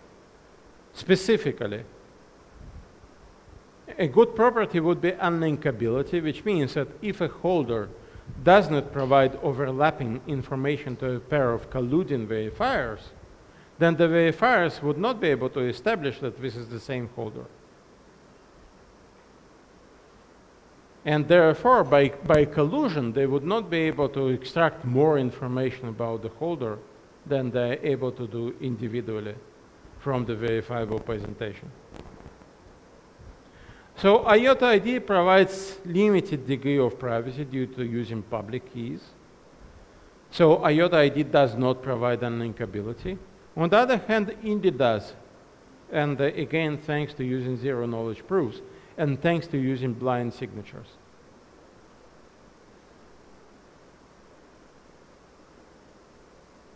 So blind signatures that belong to the same holder cannot be used to link, they cannot be used to identify or to detect that it's the same holder. And another key design requirements for identity management system is a scalable support for revocation. And that is one of the hottest research topics today in the area of digital identity, because none of the system does it perfectly as of today. I'm going to talk about the problem of revocation in length in the next lecture. So how do we implement verification in IOTA ID and in India? So in EIDAS, the verification is very simple. In EIDAS, all verification is done by the nodes in the EIDAS network. In IOTA ID and in India, it's much more complicated. So authentication of entities requesting information, how is it done? In IOTA ID, The subject would generate and send digital signatures to issuers and verifiers, and the verifier entity would retrieve the information about the subjects from the ledger and verify the digital signatures. While in Indeed, subjects generate and send digital signatures to issuers and verifiers, but they are only able to do it with the entities they have been registered with in the past. And the verifying entities would verify the signature using the out-of-band registration. In terms of authenticity of information provided, so in IOTA ID, the verifiers would look at the digital signatures in VPs and the issuer digital signatures in VCs. In India, verifiers would need to verify zero-knowledge proofs, providing an evidence for subject ownership of blinding link secrets, again the blinded signatures, and would also need to verify issuer digital signatures provided in verifiable credentials. So for credibility in both systems, I mean in all systems, each verifier needs to autonomously decide which issuer to trust. However, in India, there is an additional layer of trust. Every issuer must be authorized by a steward. And finally, for the validity of the shared VPs, in IOTA ID, verifier would be using, would be checking the evocation status of VC using bitmaps, and while in India, verifiers would verify zero-knowledge proofs to check revocation status of VCs. So there is a difference here, and the second part of the lecture would be focused exactly on how the validity is checked and how the revocation is done. So at this point, I would like to thank you. So this is end of the first part of this lecture.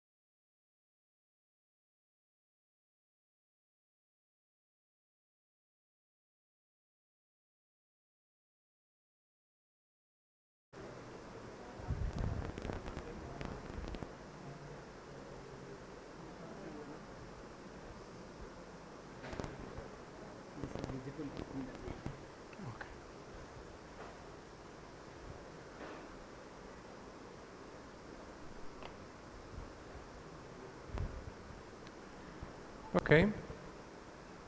We continue with the next lecture. So next lecture is just an organic continuation of the previous one. It's still on the same topic of blockchain for digital identity management. So people have come up with a taxonomy of different design decisions in the context of identity management system. One dimension of the taxonomy is how the storage is organized. One dimension is how the namespace is organized.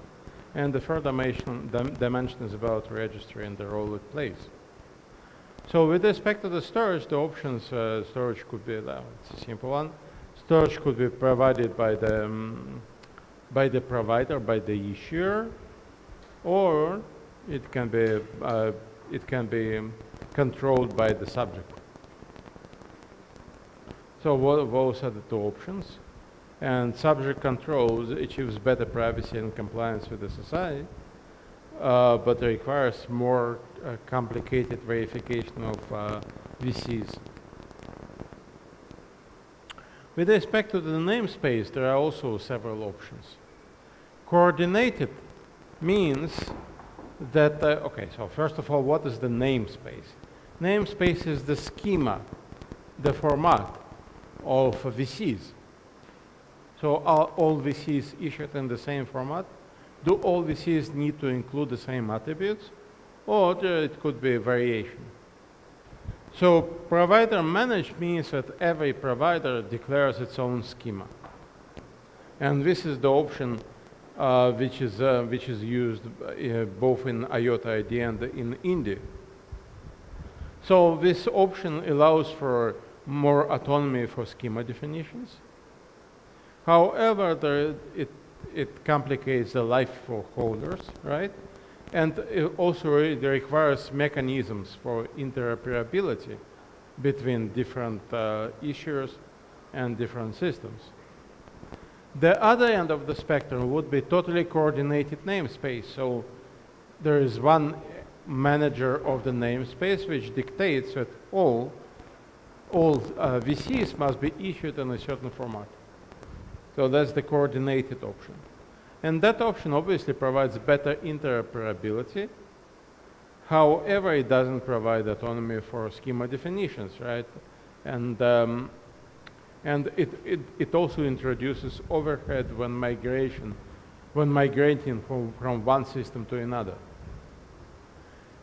So EADOS uses something hybrid. So in EADOS, it's interesting, part of the attributes are centrally controlled and dictated, for example, like such as the name of a person, while some additional attributes can be issued at the discretion of the issuer.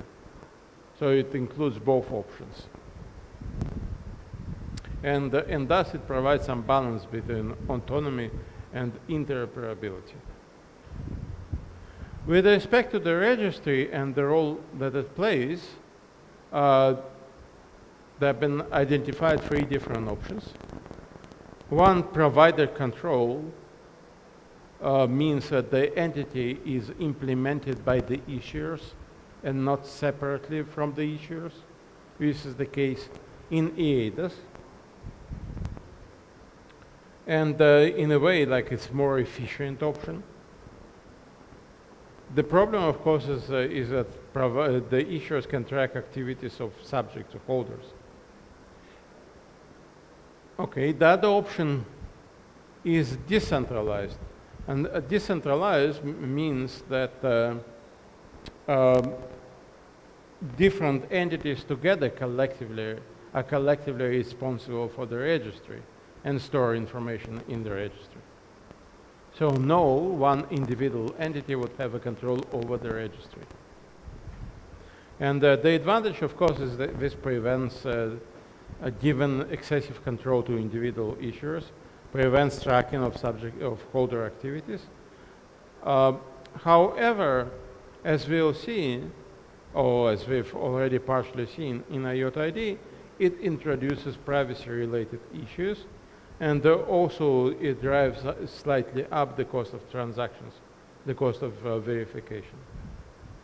And the final option is called registryless. That's a bit like, the name is a bit misleading because there is still a registry, but it's used for something very minimal, very specific. In the last option, the registry is only used for evocation. So in IOTA IDE, registry is used for storing information about, say, authentication information, other meta information about subjects. In registryless, nothing about subjects is stored in the registry. The only information stored in the registry is related to evocation. So such a use of registry provides good anonymity and also facilitates unlinkability and other privacy guarantees. However, it becomes more difficult to manage identifiers and prove ownership of VCs. So that's the option adopted in India. Another taxonomy that was considered, or analysis, was related to decentralization of trust. So in the context of decentralization of trust, people have been defining three properties: role separation, trust dispersal, and threshold trust. What are they? Role separation means that the roles of entities are distributed across different entity classes, so that the same entity cannot play too many different roles at the same time. So obviously the centralized identity management suffers from the fact that the same entity, like government or some centralized agency, would be playing effectively almost all the roles in the system and be responsible for all the functionality, storing, sharing, provisioning, and so on. So in later identity systems, both federated and SSI, different classes of entities are responsible for different functionalities, resulting in better role separation. Okay, the next property is trust dispersal. Trust dispersal, that we take each responsibility, each functionality, and we partition it between multiple entities of the same class. What does it mean? For example, in SSI, the storage of VCs by holder is done by the holder itself, or at least the holder has control over how it's done. That means that different holders do not use the same storage facility for their VCs. So the system is not critically dependent on that particular storage facility.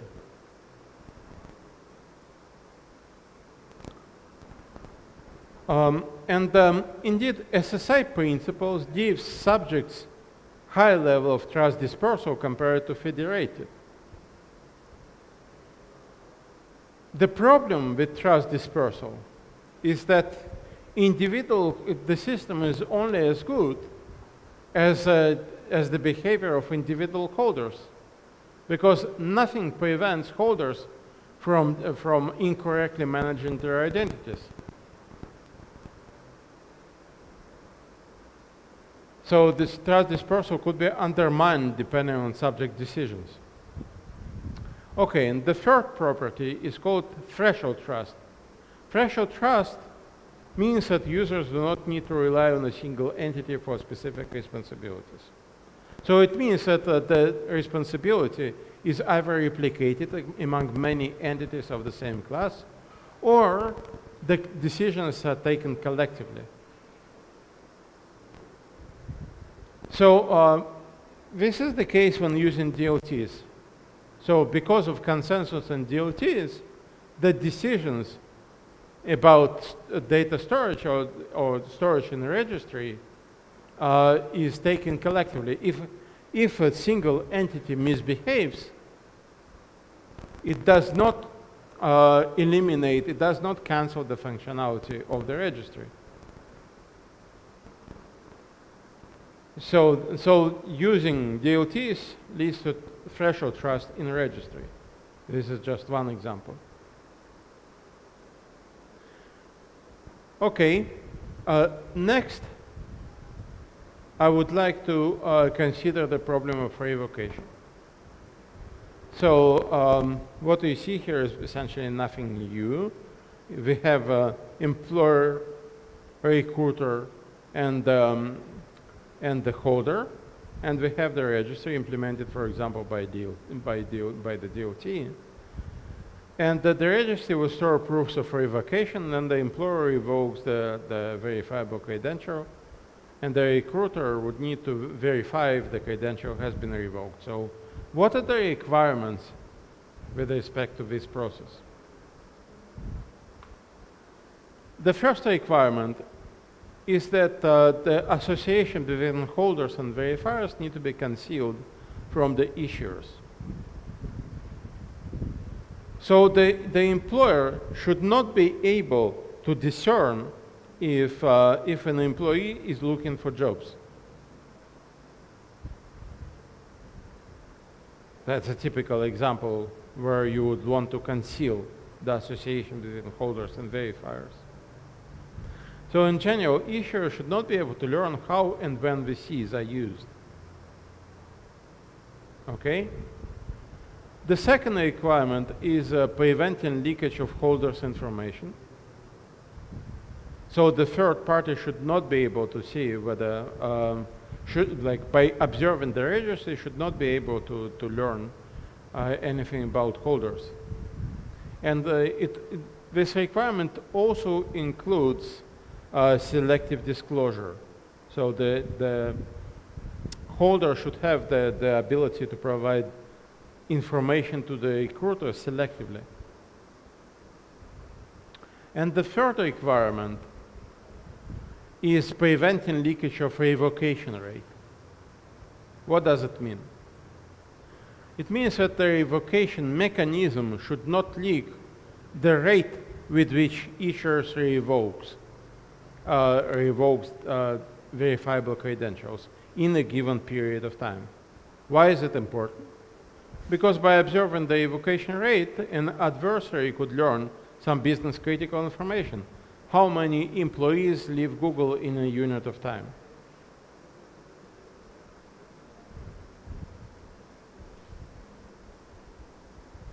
So it turns out that the third requirement is not currently satisfied by any identity management system.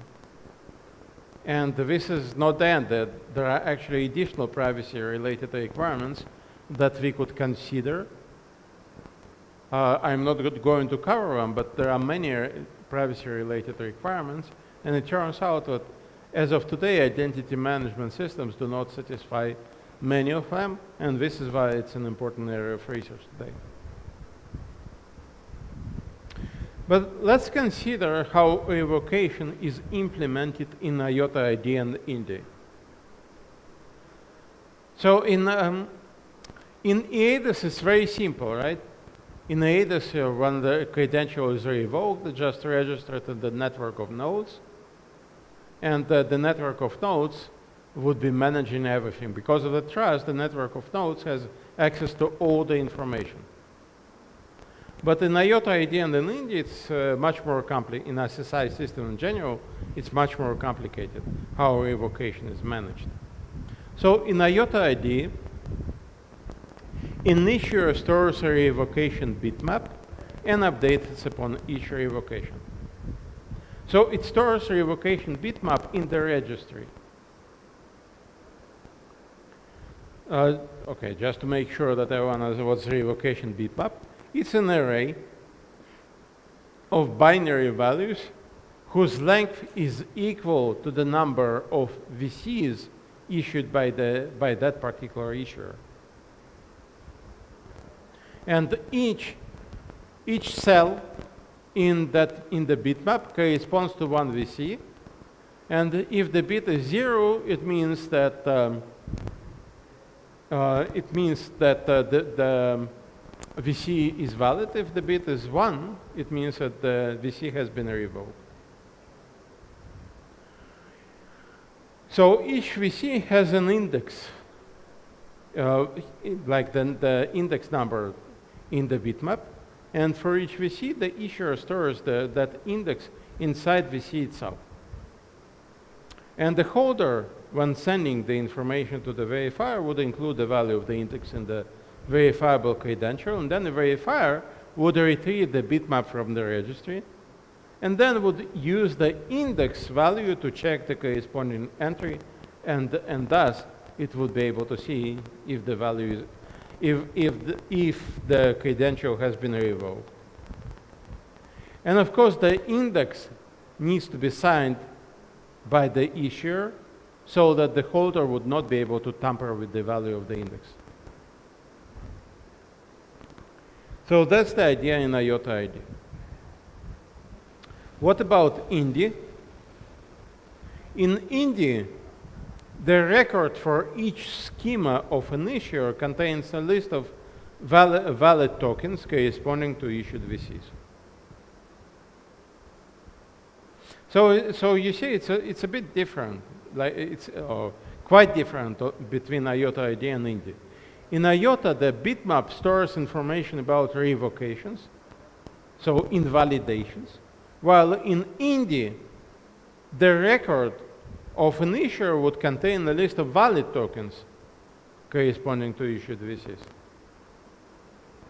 So in INDI, it's valid tokens. In IOTA, it's bitmap of revocations. And then, of course, the list of valid tokens could be quite long. So India has a sophisticated cryptographic scheme to compact the list of issued VCs using cryptographic accumulators. So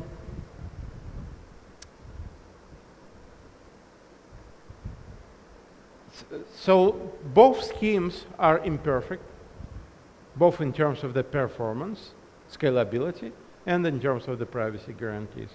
So none of the schemes satisfy the further requirement of concealing the rate of revocations. In IOTA ID, anyone can retrieve the bitmap. So the bitmap is in plain text. The only reason why IOTA ID provides some degree of privacy based on the bitmap. Okay, coming back to previous slide. The only reason why IOTA ID provides some degree of privacy in the bitmap is because it's not clear to the attacker which cell corresponds to which VC. The attacker doesn't have access to the VC itself. But it's totally possible to look at the bitmap and see the rate of revocations. And similarly, in India, the schema of initiators contains a list of valid tokens, and it's totally possible to see, even without understanding which VC each token corresponds to. It's still possible to understand how frequently this list of valid tokens is updated.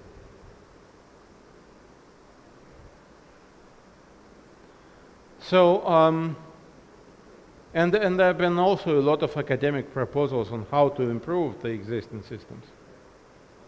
So here's one of them. It's called Prevoke. So the architecture of Prevoke, well, it's the standard fare. You have issuer, holder, verifier, and the registry implemented by the DOT. What is specific? What is like novel in this particular scheme is the use of two data structures in order to provide both reasonable performance and privacy-related guarantees. So the two data structures are the Bloom filter and the Merkle tree accumulator. Bloom filter is a generally used technique. So how many of you are familiar with Bloom filters? Do I need to present background information about Bloom filters?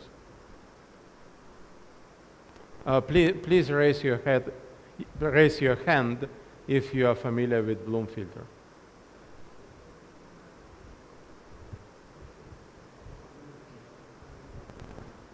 Okay, so in this case, I'll give a bit of information about the Bloom filter. So Bloom filter is an array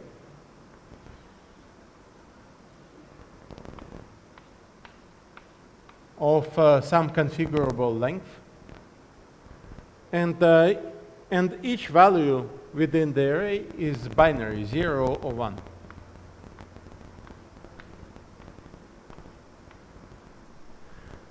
Then, suppose I need to check membership. I need to check, for example, I need to check, like, I have a very long list of, say, VCs or revoked VCs, and the list is very long. So, how do I check the membership in this list efficiently? Okay, I can go sequentially. That's not very efficient. I can do better. How do I use Bloom filter to check membership? What I can do is the following. I take each, so I have a list, right? VC1, VC2, and many, many others.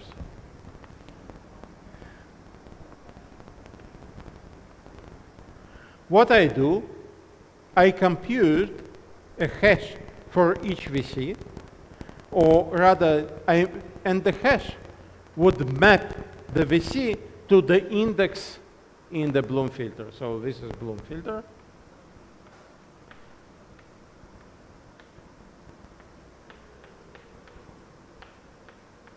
By the way, it's not related to blooming, it's just named after the person who came up with the idea. His last name was Bloom. Okay, so by applying hash function, I would produce an index in the Bloom filter. That's the basic idea. There exist also more sophisticated ideas. And then I will go to that index, suppose it's 3, and then I would change the value. So initially, all values are 0. If I want to register the membership of VC1, I would raise this cell to 1. And I do the same for all of the VCs. So each time I add a VC to the list, I would compute its hash, get the index, and update the Bloom filter structure. The point is that now it's very effective and cheap to check membership of a particular VC in the list. All I need is to go there, and if it's 0, suppose I have a VCI. What I do, I compute the hash, get the index, go to the Bloom filter, and if the corresponding cell is 0, I know for sure that VC is not on the list. And that is much cheaper than sequentially going over the list. Or even maybe like organizing the structures. And not only this, it's not only about the time to check, it's also about the amount of storage. It takes much less space to store the Bloom filter compared to the list of the VCs, which can be very long. Of course, now the catch is that the check is not perfect. If the value is 1, I may have a false positive. False positive, why? Because it could well be the case that because of the hash collision, it was another VC which was mapped to this cell, and not the VC I'm interested in. Okay, so in order to be absolutely sure if the value is 1, then I still need to go over the list. But at least it saved me the effort in many cases, even if not in all cases. And Bloom filter is one of the most commonly used techniques to save storage today and provide scalability of data. So it's so popular that usually, like we teach it in computer courses, and So this is why this presentation did not include background information on Bloom filter. On the other hand, the Merkle tree accumulator is not nearly as commonly used. So it's quite specialized. And I'm going to cover how this idea uses Merkle tree accumulator in a few slides. But what I want to say now is that the idea is that Bloom filter stores revoked VCs in this scheme, while Merkle tree accumulator, the other data structure, stores valid VCs.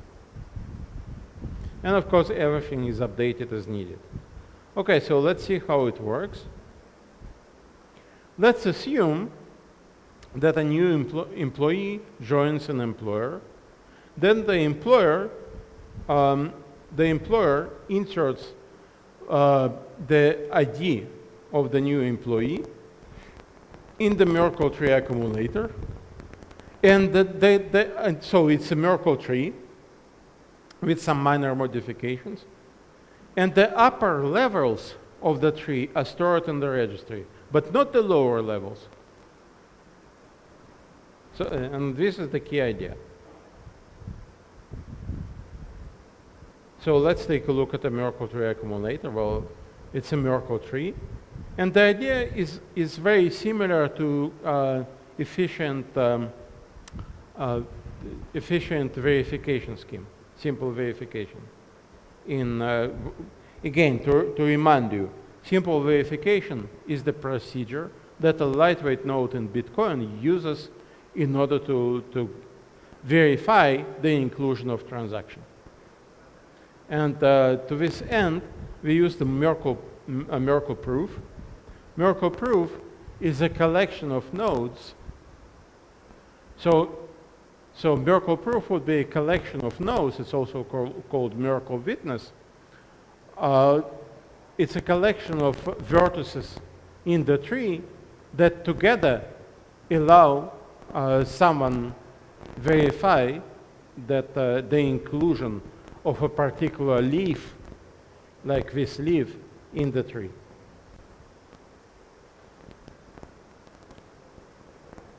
So when we add new ID, like here, we would need to provide a proof, and the proof would consist of this node, this vertex in the tree, and this vertex in the tree. Because then we will be able to compute the hash of this vertex, and then the hash of this vertex and this vertex together, which will be this hash.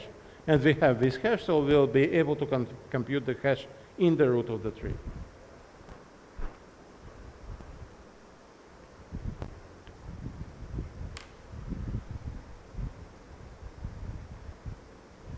So now suppose the employee leaves the employer.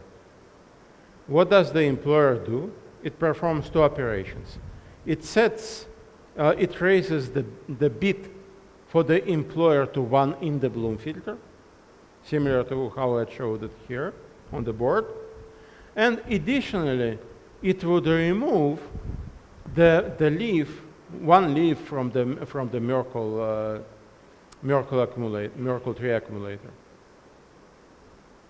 And both items would result, and of course when I remove the leaf, I would need to recompute the hashes, but the number of computations would be logarithmic with the number of nodes, number of leaves in the tree. And then I perform both updates. I update both data items in the registry. Okay, then later, the employee would create a VP from the employment proof VC, and the VP would selectively disclose revocation date and a subset of claims. So here it's done exactly like in IND, no novelty. But the main point is how the two structures are used together. So the first phase was the verification of validity. First, the verifier would check the Bloom filter, And if the Bloom filter is 0, then for sure there is no need to check anything else. However, if the Bloom filter is 1, then it could be false positive. And in this case, we go to the Merkle-tree accumulator. So why this two-phase procedure? Because using Bloom filter is very cheap, efficient, but it's not 100% guarantee. On the other hand, Merkle-tree accumulator does provide the 100% guarantee, but its use is much more expensive. It is still much cheaper to use the Merkle-tree accumulator than to check the entire linear list, both in terms of the time and in terms of the amount of storage. Okay, so in terms of privacy analysis, this scheme satisfies all 3 requirements. Issuers are not involved in the verification process and therefore cannot detect the association between the holders and the verifiers. The second requirement was that, the ability to provide selective disclosure, and also the fact that third party cannot learn anything about the holder. So the third party doesn't get to see the VC and the VP, and selective disclosure is provided. But it's the third guarantee which is the most interesting. So the third guarantee again means that the verifier is not able to learn a revocation rate from a given issuer. So why is it satisfied? Because there is sufficiently high number of different VCs that map to the same index in the Bloom filter.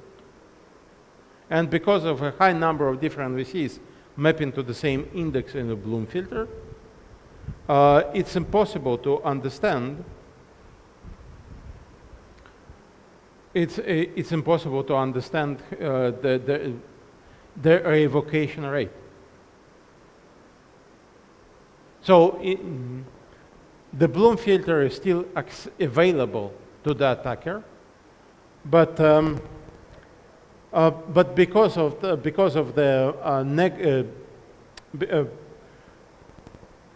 false positives, it would be the case that when additional VCs are revoked, they would likely be mapped to a cell which is already revoked, or which already shows revocation. And therefore, there would be no change from the attacker point of view. That's one element which contributes to satisfaction of the third requirement. But the second critical point is that only the top levels of the Merkle-tree accumulator are stored in the registry. The leaves are not stored in the registry, and therefore the attacker has no access to the leaves. So which means that the holder would need to provide those leaves out of band, or when contacting the verifier, the holder would need to provide to the verifier not only the VC of VP itself, but also information about the Merkle-tree accumulator, specifically the witness.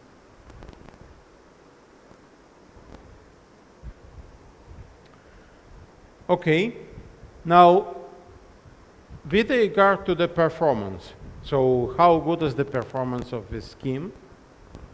You can see the different times here.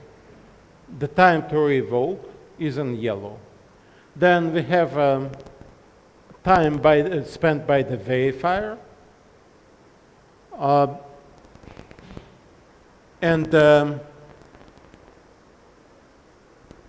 And we also have the time, and we also have the time spent by, like, so phase 1 is checking the Bloom filter, right? And phase 2 is checking the Merkle-tree accumulator. So phase 2 includes several steps. uh, needs to transfer a witness from the issuer through the holder, right?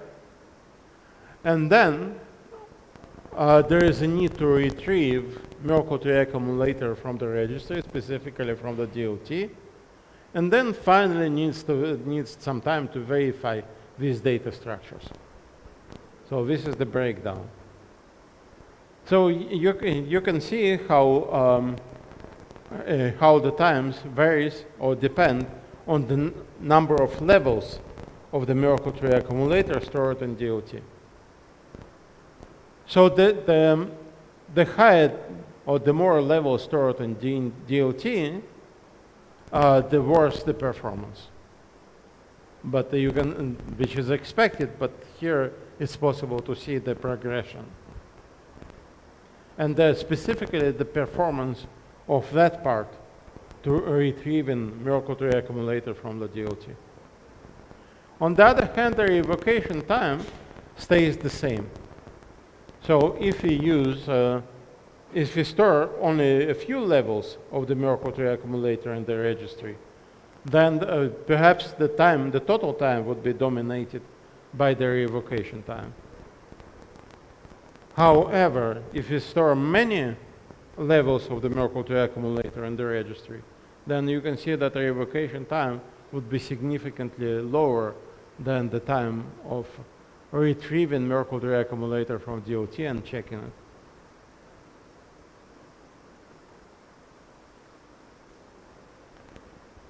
And this is the end of the lecture. I would like to thank you.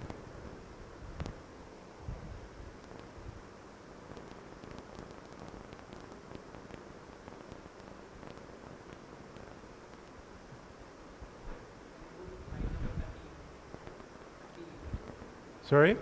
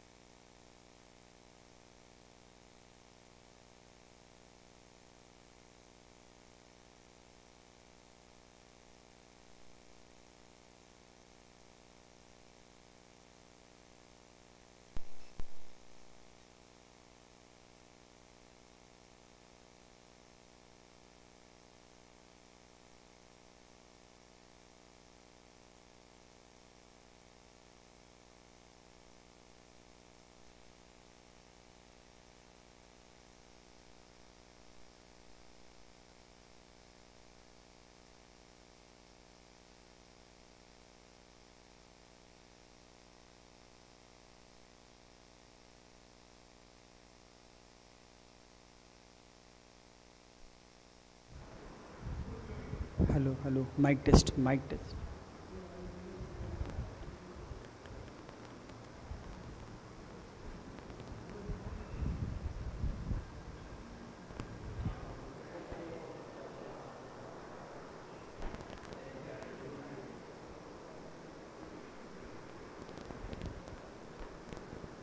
One, two, three, four, five.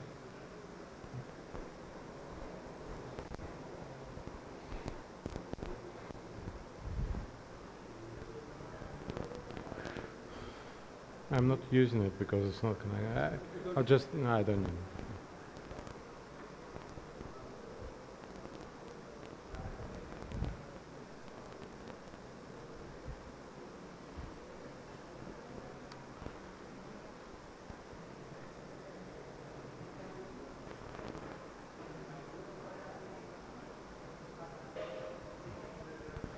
Okay, welcome to the tutorial session. In this tutorial session, I'm going to demonstrate a blockchain simulator that we developed at the Blockchain Lab at the University of Oslo. So, what can the simulator do? The simulator is layered and modular, so it follows the blockchain reference architecture. And I mean the same architecture that we considered in several of the lectures. And in the simulator, we define the API, the interface between the layers, so as to enable the plug and play. And the main focus of the simulator is on the data manipulation and communication layers. So obviously we are doing all in software, so no hardware layer. However, in principle, we could have implemented data storage. For the time being, this is just a mock-up layer, because the main focus is on data manipulation and also on communication. So the simulator supports many different protocols and also many different topologies. And the emphasis is on configurability and on the ability on the plug and play, so it's relatively easy to implement a new protocol and plug it in. The simulator is written in Golang. It's multi-threaded and it's highly optimized. It supports simulation of up to 32K nodes, 32,000 nodes. In principle, we could extend it further, but that would require changing some of the data types. So the main purpose of the simulator is to test new protocols, check how a blockchain would perform on a given network topology. And the idea, of course, of the simulation is much easier to check all those things in simulations and to take a real system and deploy it. So this is just an overview of what the simulator can do at a high level. Now I'm going to give you a short demonstration of the functionality. And we'll start with considering the configuration of the simulator. I'm not entirely sure if you can see it, and I'm not entirely sure how to increase the font size. But anyway, I'm going to go over configuration parameters for the simulator. So you configure, there's this quite a long configuration file, so you configure random generator, because obviously there is a lot of use of random generator in the simulation.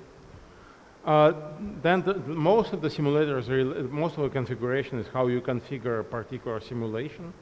But of every simulation can be repeated a number of times. So here I've configured the simulator, the number of repetitions 100. So every setup in the simulator is going to be repeated 100 times, each time with a different seed for the random generator, so that I would test the same configuration many times, but would not be getting exactly the same results.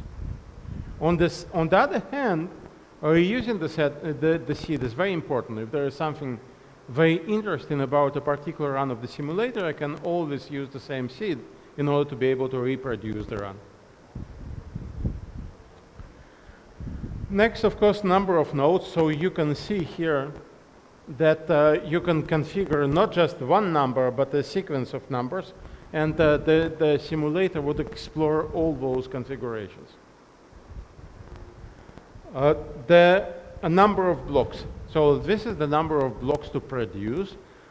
However, to be precise, what we configure is not the number of blocks, but the simulated time. It's just an estimate. So essentially, I'm telling the simulator for how long I want it to run in terms of the simulated time. It's not real time. It's all simulated time. So the simulator is built atop discrete event simulator. Okay, so I asked to check with 2, 5, and 10. But you know what? In the first run, let's change it. Let's make it just 100. 8,000 blocks. An approximation should be enough. Number of parallel threads, so the simulator is multi-threaded, and I'm telling you how many threads to use. So depending on the number of cores on my machine, on the machine where I run the simulation, I would be getting some speed up, thanks to parallel simulation. Okay, in this particular run, I want to simulate selfish mining. So, but not just selfish mining. I'm encoding the rules of the selfish mining. So I'm telling the selfish miner how to behave in each particular combination of the length of the public chain and the length of the private chain. So we have the two chains, and I'm telling the simulator what to do for different combinations of lengths. Additionally, I'm configuring the amount of mining power given to the selfish miner. And I can also configure the amount of power given to individual honest miners. However, if I have like a 100 or 1,000 honest miners, then I don't want to give like individual values to each honest miner. So in which case the simulator can autonomously produce distribution of mining power for the honest miner. And so I can ask it, ask the simulator to use exponential distribution among the honest miners or uniform distribution among the honest miners. And this way, I don't need to give to specify the amount of mining power for each honest miner. I only do it for the selfish miner. Now there comes communication section. So we could use the protocol of Bitcoin. We could use the protocol of Ethereum. We could use different distributions for each link. And we could also use specially generated topologies, like centralized topologies. We can put the selfish mining in the center of the topology. So all this is possible in the simulator. So in this particular run, I'm using the configuration of Bitcoin, where the average time for a link is just slightly under half a second. And then there is the output section. So for the output section, I am telling what kind of output I want to produce. The simulator can write down each individual block produced. It can do that, but that, of course, would require a lot of storage. Instead, I can ask to record the measurements. How many blocks were produced by each miner, and at what rate? So this is measurements, and I can ask the simulator to do only measurements, which is what it's currently doing. Measurements can be done on a per node basis, or it can be aggregate. Additionally, I can record all results in a database. So later I would be able to query the SQL database with the results. And I can also prepare an HTML file so I would be able to visualize the database on the web. So right now it's configured to produce a database, not the HTML file, and it's not producing blocks, only measurements. There is also like a configuration about how to show the progress, what to output, what to log during the execution, what information, how verbose the logging should be. And the simulator also supports some tracing or profiling for the purpose of the optimization, which we have already done. Okay, so this is one configuration file. The other configuration file is encoding of the rules for the selfish miner. So you can see, well, it's pretty verbose. So the strategy is encoded by inequality constraints on the length of the private branch for a given delta. And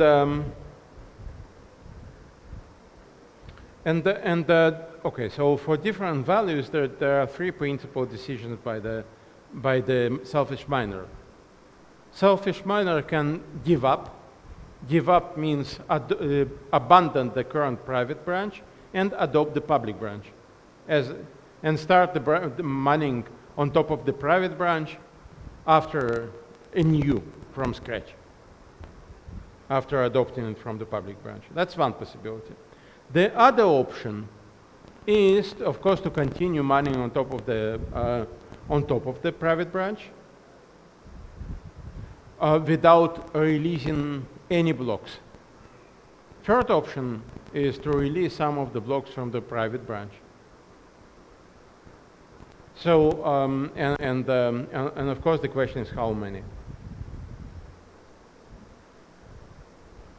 So, the encoding in this case, like receive delta -1 stop GU means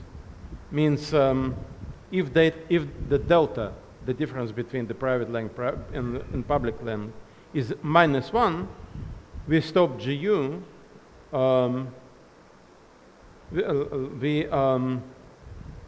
We stop. Okay. We set it to infinity, which essentially means always giving up. While receive delta 0 stop GU equals 0 means that if the delta is equal to 0, we never give up. So this is configurable, right? So it turns out that we can define different strategies for the selfish miner. The strategy in the paper, in the original paper on selfish mining, just one of many possible strategies, but we can also try other strategies and see how they perform. That's the idea of this file.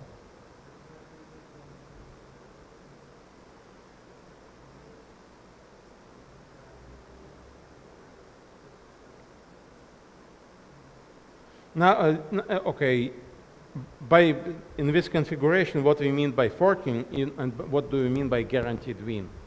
Forking means we just release enough blocks so that the private branch would be equal in length to the public branch, and that means forking.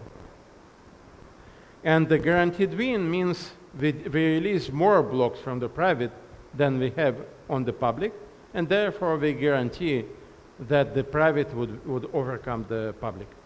That's a guaranteed win.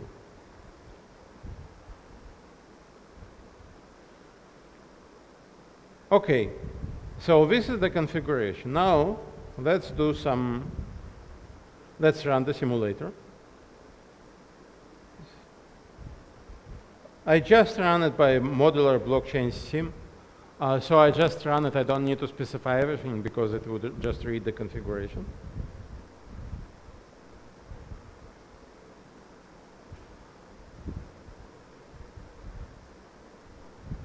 Oh, I made a mistake. I forgot to save the config file. So instead of 100 nodes, it's running with 2, 5, 10. But you can see that it's running quite fast. So it's already done. And Okay, let's calculate. So 100 repetitions to 510 nodes, and then there are 6 values of the mining power for the selfish miner.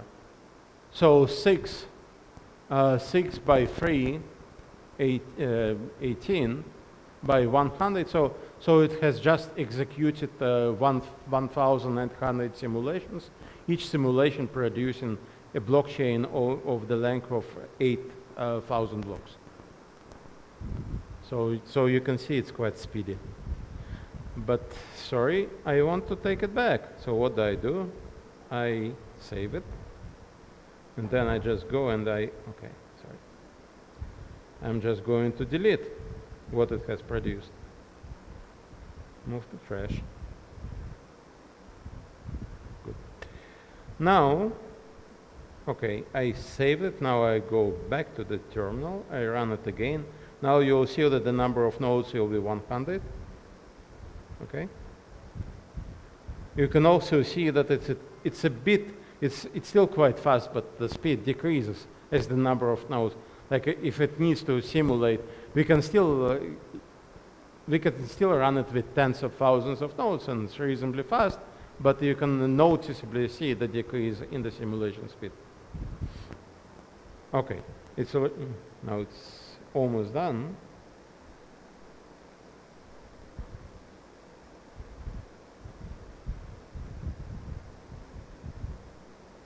Okay, done.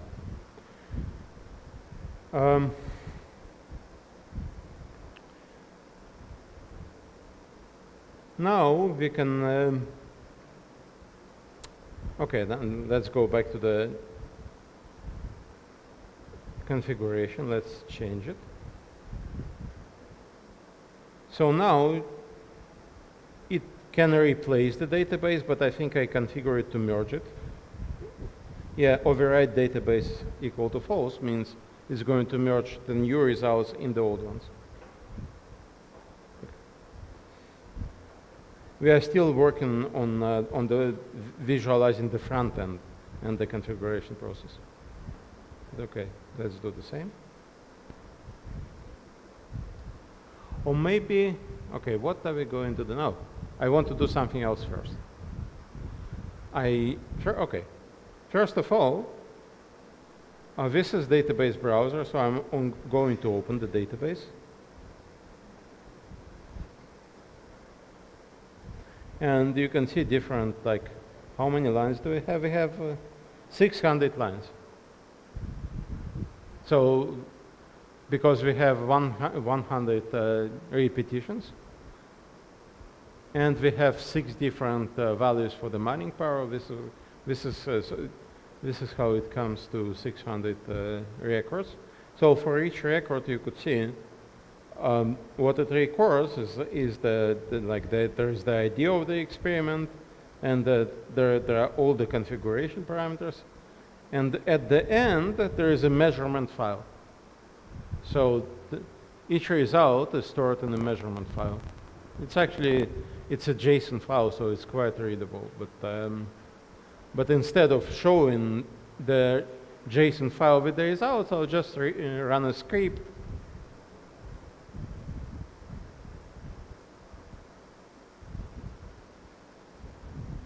So I can do maybe 2 scripts. So one script analyzes the standard deviation and other statistical parameters, how different are the results in different runs. So here you can see it like, okay, so what does it check across different runs? It checks the length of the chain, because we configure it to be 8,000, right? But at the end it's not 8,000, and I'm going to explain why very soon. The second parameter it checks is the amount of blocks proposed by the selfish miner for each configuration. And the third parameter it checks is, okay, where is it? Is the total number of,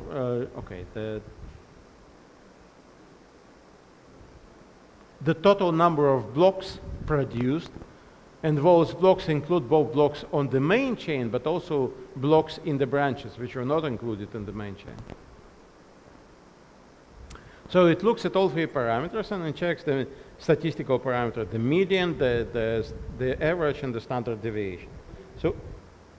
So what you see here, for example, like you see here that when we used the mining power for the selfish miner of 0.25, then the chain length was 6,500. And the selfish miner proposed around 1,500 blocks, but the standard deviation was about 3 and 1/3%. So, okay. Now, perhaps the more interesting result, so this is just like a sanity check, right? About checking the quality of the measurements. Now, let's run another script which shows the dependency. So here you can see some interesting parameters still in the textual form, but later I'll also visualize some of the information. So we can see that the selfish miner proposed, let's say, in this particular configuration, with 0.25 alpha, the mining power of 0.25, selfish miner proposed 22.891%. And by that, the gain is negative compared to the honest miner. So for 25%, it was better for the selfish miner to do honest mining. There is another very interesting, okay, I'll skip it and come back in a second. Mining utilization, it also checks mining utilization.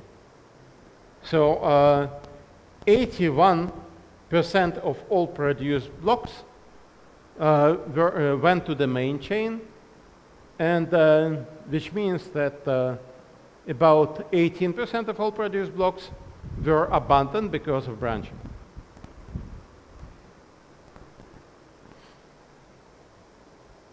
Okay, the slowdown in producing blocks. So it's a very interesting characteristic of selfish mining. Selfish miner gained benefits compared to honest mining. So it definitely steals a lot of blocks from the honest miners. However, there is another thing going on, another trend. Namely, the blocks or the chains starts to get extended more slowly compared to honest mining. Why so? Because selfish mining decreases mining utilization and produces more branches. And if you have more branches, then the more competing branches, then less power goes into producing the main branch. And if less power goes into producing the main branch, then there is slowdown. Blocks are getting produced not as expected, not once every 10 minutes on average, but instead more slowly because of the slowdown. And by the way, this was one of the arguments against selfish mining. That okay, so selfish mining makes it bad for the honest miners, sure, but so percentage-wise, it gains. But in terms of, because of the slowdown, it might have been getting just the same reward or better in a unit of time if it did honest mining instead of selfish mining.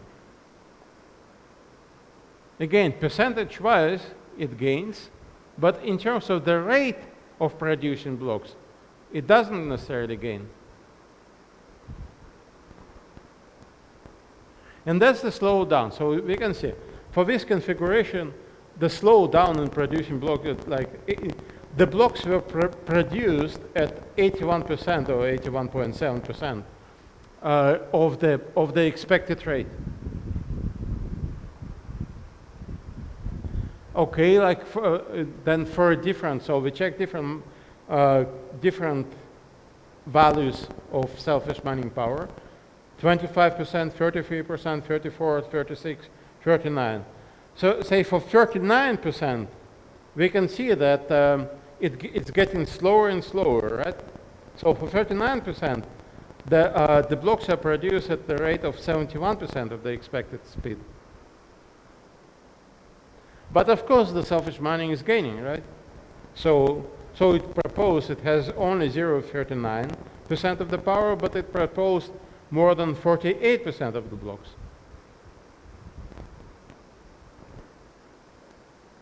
Okay, now let's add some produce some additional results.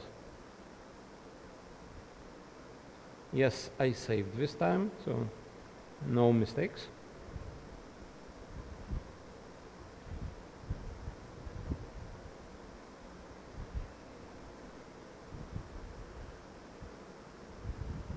Yes. Now let's run the simulator again.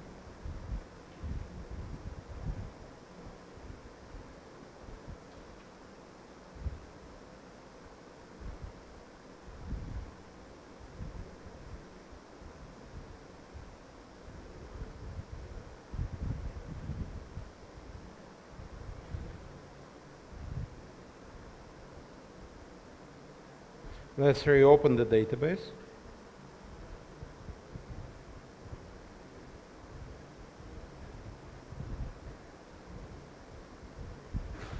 Okay, now we see that instead of 600, there's 2,400 records in the database.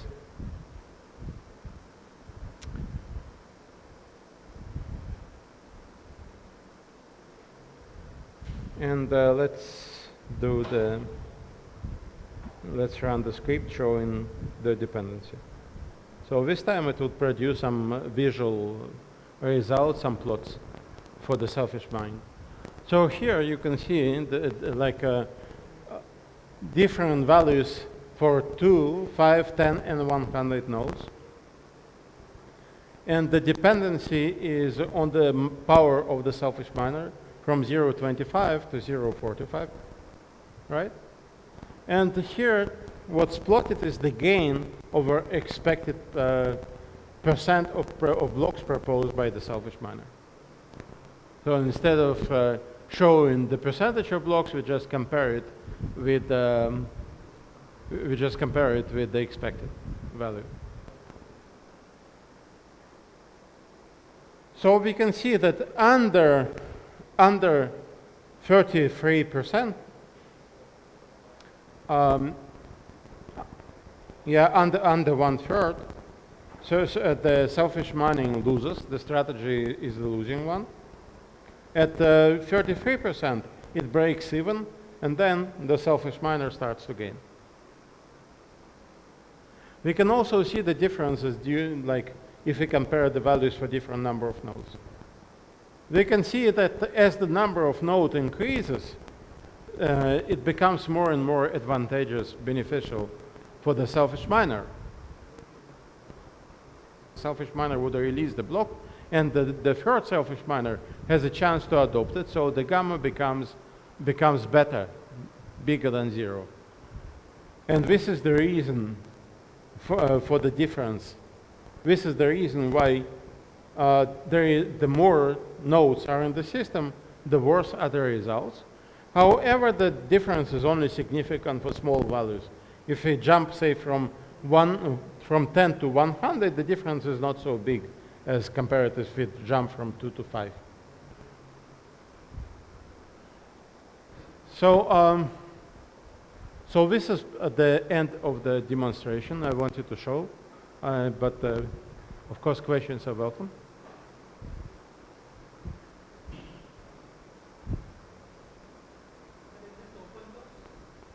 Not yet, but we plan to make, that's a promise, we plan to make it open source soon, yes.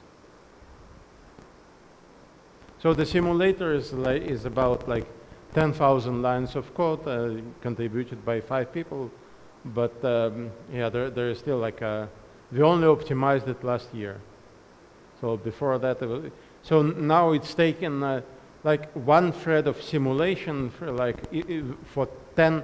If you run it with 10,000 processes, then it takes maybe like 1/3 of gigabyte of memory.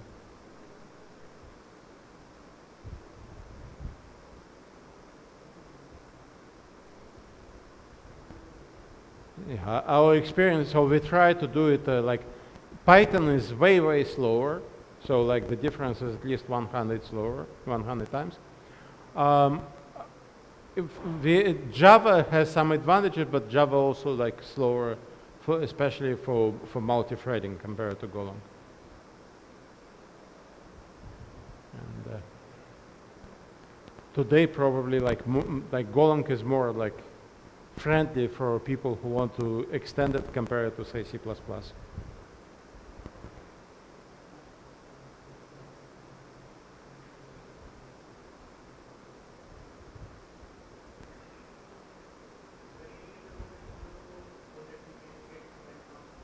Yeah, in your place, I would have been asking the same question. So for the time being, no. But like, okay, the paper is in submission, right? So once the paper is accepted, our plan is definitely to disclose. There is another. Okay, I should mention that we have another tool in submission, the synthetic generator of transactions. So, why would you want to generate transactions if you have the ledger from Bitcoin? Because the generation is modular.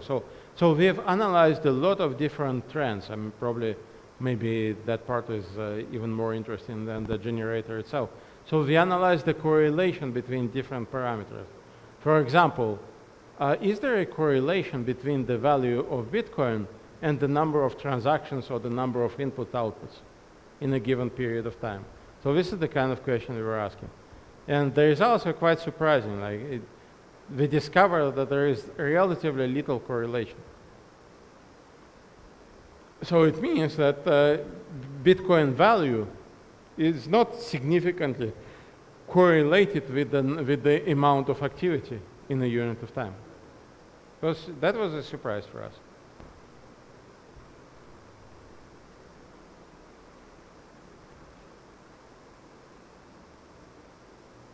Some of the results were not so surprising. For example, it turns out that the rate of transactions is not correlated, say, with the number of inputs of outputs, and additionally, there is no significant burstness. It's not like heavy transactions come in a burst. That doesn't happen in Bitcoin. So we looked at those questions.